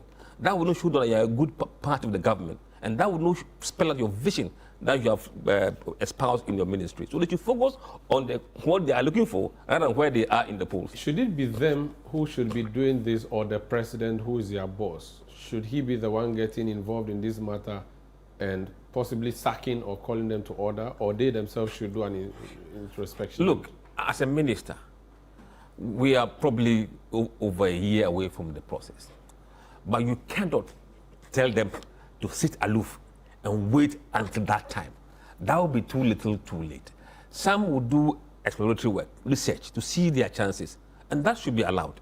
There should be general guidelines on what they can do and what they cannot do, so that they don't cross the line. And when you cross the line, then the man must crack the whip. Okay. Duncan, the internal party matters will definitely come up. What should be the role of the president in preventing what we are seeing? Because it looks a bit ugly, what we have seen between the two ministries. Sandra, indeed, the NDC would have a lot of controls they would need to, exercise. Some people disagreed with the party's earlier position that if, of course, you are holding a public office and you need to get a party position, you should resign. Mm-hmm. People disagreed, but eventually and overall, there's some wisdom being seen in that. It is difficult sometimes to control resources and also position for a certain position. And so if people decided to do what regular people do, Sandra, if I'm competing with you for your seat, I'll make sure that your designer or the clothing guy who sews beautifully. He's called Huchi. He's in Ashama. I'll make sure Huchi doesn't even have a place to sew. You burn down his shop? Possibly. I'll let the flood remove the shop, and Huchi himself will be, will be floating. Yeah, will be floating, so that you don't even get anything to wear to come and sit here. So these challenges clearly will hit the NDC government, and I do think that for everyday people like me, what the vote for the government to do is to give them jobs, is to give them a very level playing field so that even if they have businesses, they can be able to sustain those businesses and sustain their families. When you wake up to such, back and forth between two powerful ministries, one that controls everything I eat, the purse, and one that controls, everything currency, then there's a problem. And I do think that unlike Dennis, who chooses to believe both of them, I believe none of them. Okay. Then the same thing. No, I believe none of them. Then it's the same thing. The same thing. Then we are the same. You are just like they. We are not the same. Equal number. Sandra, I'm not we the balance same. each other. It's fine. You have to, if you believe one of them, then you are not the same. One is telling the truth. He believes both, so he thinks that both are true. But they are noble men. I don't believe in it because I think that both are not right. No, but NPP doesn't have propaganda secretary, but then so he's he's taking that. He's not taking that. I think what is right? Who is right? Then okay, the what is right? Who? Then is. But if you believe both, then you are wrong. Yes. No. Because fact is sacred, and when two people are, at loggerheads over a matter, like what happened in the king's palace in the Bible, two women brought a child and said, "This is mine. This is mine." Solomon, right? The two cannot be right. So who? You've done the hot, we agree. The two cannot be right. Who is right? But the two can be wrong. What is right, we agree. But the two can be wrong. No, this one, the one is right. It says both are wrong. I think both are wrong. Both of them are wrong. They are lying. Both of them are lying. Both of them are lying. I don't believe any of them. Oh, so they are both lying. That's also I agree with you. That's what I agree with you. You don't agree with me. I agree with you. You don't agree with me. Then it's okay. It's okay. I agree with you. Both are lying. But Sandra, at the heart of all of this, okay, is the economy. Yeah. And Dennis fantastically cites that Cocoa Board had to be moved from a Greek ministry to finance. I think that if you listen to Atoforsen earlier, when he assumed the finance ministry role, two of the critical institutions that he had problems with had to do with ECG and had to do with Cocoa Board. I don't know about Go Board or PMMC and how it found its way the other way, but at least for Cocoa Board, for ECG, I was at a forum where we were discussing, even before the election, the amount of debt that sat in both books, ECG, Cocoa Board. So I would not be surprised that at some point he doesn't trust they would want to manage the debt. Well, Eric, you created the debt. Yes, so he doesn't trust Eric to manage it. But he's a finance minister, so at some point, the same thing. If those decisions are come to maybe fair and well, so those are your words. I haven't said he doesn't trust. Then ignore him. Okay. I'm analyzing. Ignore him. So his microphone is off. You might come to a point where certain tough decisions will be made. If these decisions are made and the recipient does not receive the decision as maybe one for the country, but it is one that is politically aligned or tainted, I have an interest in the presidency you do, as is being circulated out there, and for which reason I would stifle you. Because if you go to their Greek ministry, really, if you are looking for a cash cow, really, it would have been Cocoa Board. Yeah. But then again, Ato comes and Cocoa Board is not a cash cow. It's bleeding or hemorrhaging so badly that he has to take drastic measures.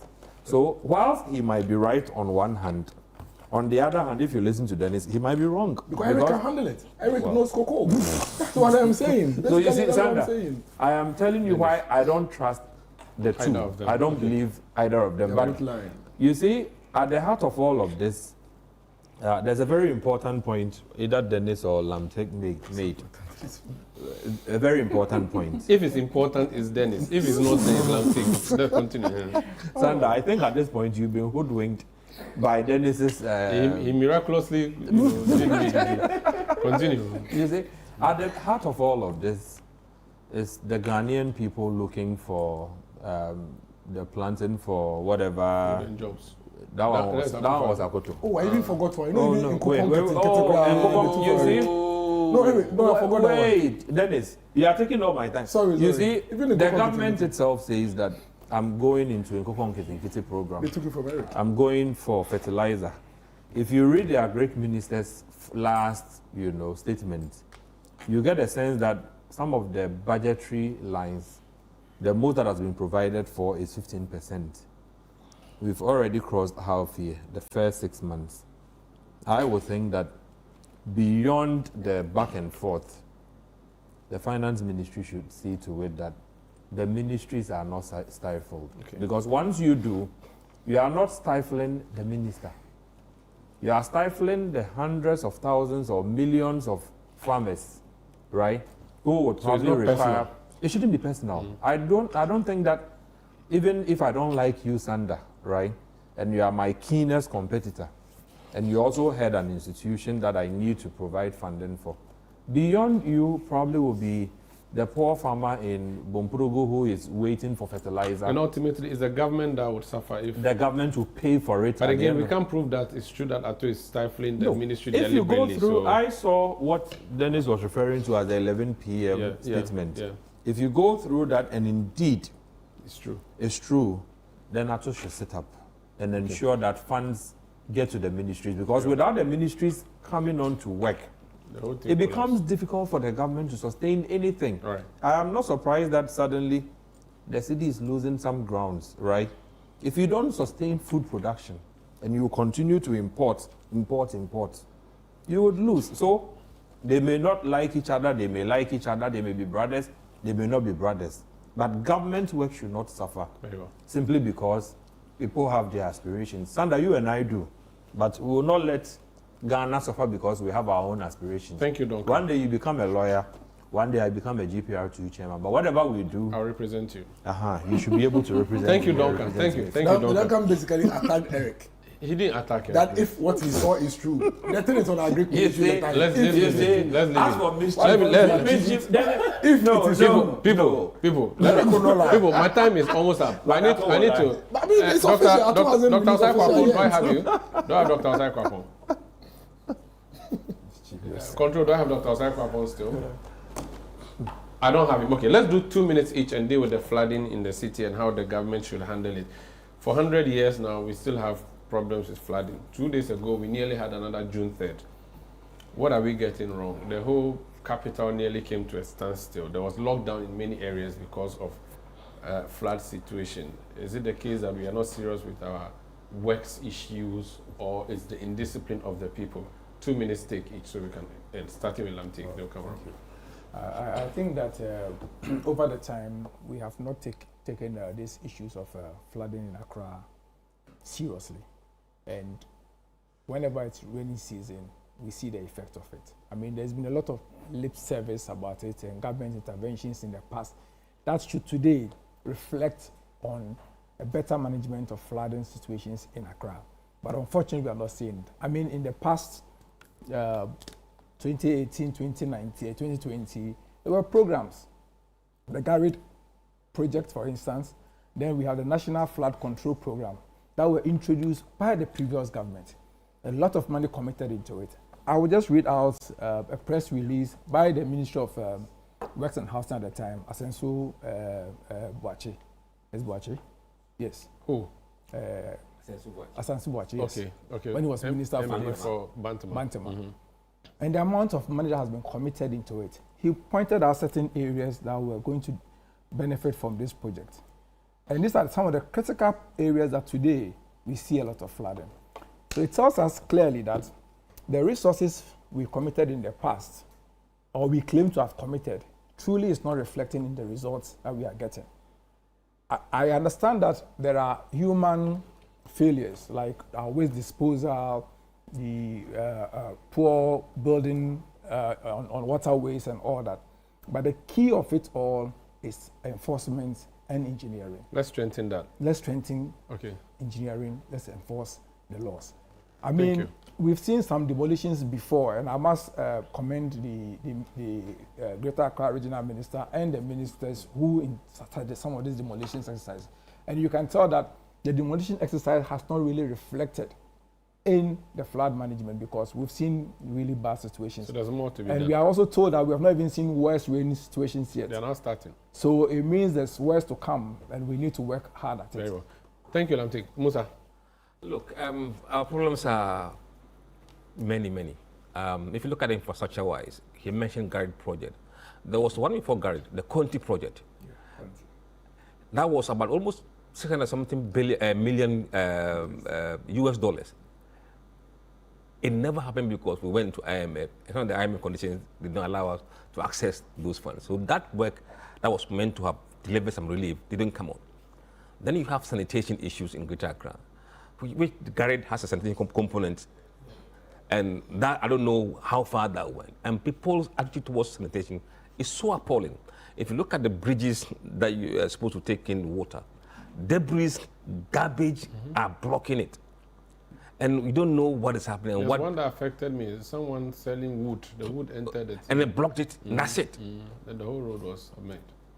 Then you have the assemblies and the Cutting corners. cutting corners, and you see a building directly in the middle of the road.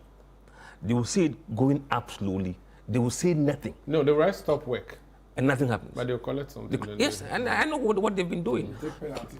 So look, we have to be serious. I think there should be consequences for MMDAs who are supervising some of these things. If after this year we take a stock of what we're going to do, and after next year we see another building springing up in those areas, I think those guys should be fired. Dennis, you are a former DCE. He said he's giving his due. They say you people are not doing a good job at the local government level. It's a central government. No, the central government people. You were in charge of making sure the central government goes to the local. No, you've done both. You've been DCE, you've been at the central. Yeah, I lost elections. I've moved on. Forget about me. We are talking about the current flooding. But you left behind the elections. That's why we lost the elections, please. That's why we lost the when we're losing. No, the I'm elections. talking to you as a former civil servant. Forget Or is it about, public I've servant? never been a civil servant. Public servant. I'm saying that there's a government in place. They've inherited assets and liabilities. One of the assets is gold, which they are gaining on hugely. One of the liabilities, which is an enduring liability, they left it and they've come back to meet it, flooding. They have to keep their eye on it and fix it. So that the question you should be asking right now is, what do they say? Oh, but you didn't fix it in 2015. You didn't. So no, he said they failed. That's why they lost the elections. So but that's why we lost elections. Okay, and you lost elections in 2016 after June 3rd, 2015. That's a candid admission. Oh, see, Charlie, see, this disruption they do. If I do some, no, they will tell you won't get a chance to disrupt him again. So you let go. So the point is that you failed in Mahama number 1 to deal with flooding, which led to one of the most devastating disasters in this country. And then you came back. When you were coming back, you came back with promises on how you're going to deal with flooding. In fact, this is the only president who actually in opposition said it on a campaign tour, even actually put it on Facebook, that the president of the day is the one that should fix flooding in Ghana. The Facebook post is still there. If you give me that, I'll read the entire post for you. So the people were clear in their minds that if the president of the day is responsible for dealing with flooding, then when you become president, you fix it. You have been president for 1.5 years. In fact, the first things this government did was one of those their settings, was to put some people in helicopter, fly above Accra, and say they are flood task force, led by the deputy chief of staff, Standubu. Oh, I don't remember. You posted it. You even have the videos on your website. You don't read your newsroom. I read it every day. I don't remember. It's there. Google right now, you find it. Standugbe leads helicopter ride. Yes. And actually, he's the chairman of the task force. Yeah. They were set up. That I remember. Yes. And they were flying with military men following them and all of that.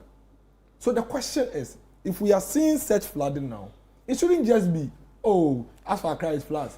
We should be hearing from that committee today, what have you done since your inauguration and you're flying in a helicopter? Okay. And why are we seeing this? We do not expect you to end flooding in 1 year in Accra. But there should be steps that have been put because you've been flying. So because you spend taxpayers' money to be flying over Accra. Because it pains me.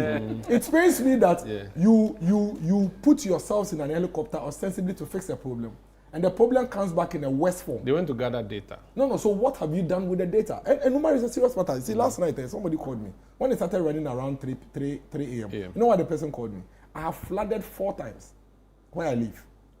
And you see, if you've been flooded before, you know that when you get flooded, it's traumatic. You don't even recover 90% of your things. Yeah.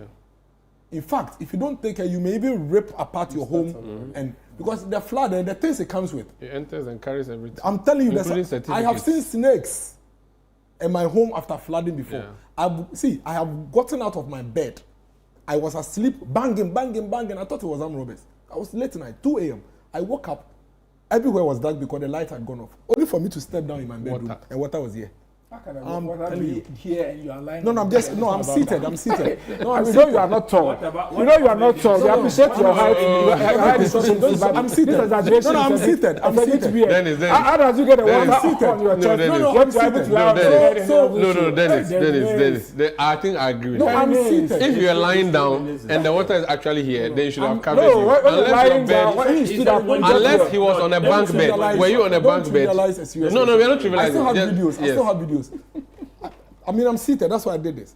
But on my compound, I couldn't even move my car. I had to carry the kids on my neck. Sorry. And take them you're out. not even tall. That's a bigger problem. Now, afterwards, we couldn't save anything.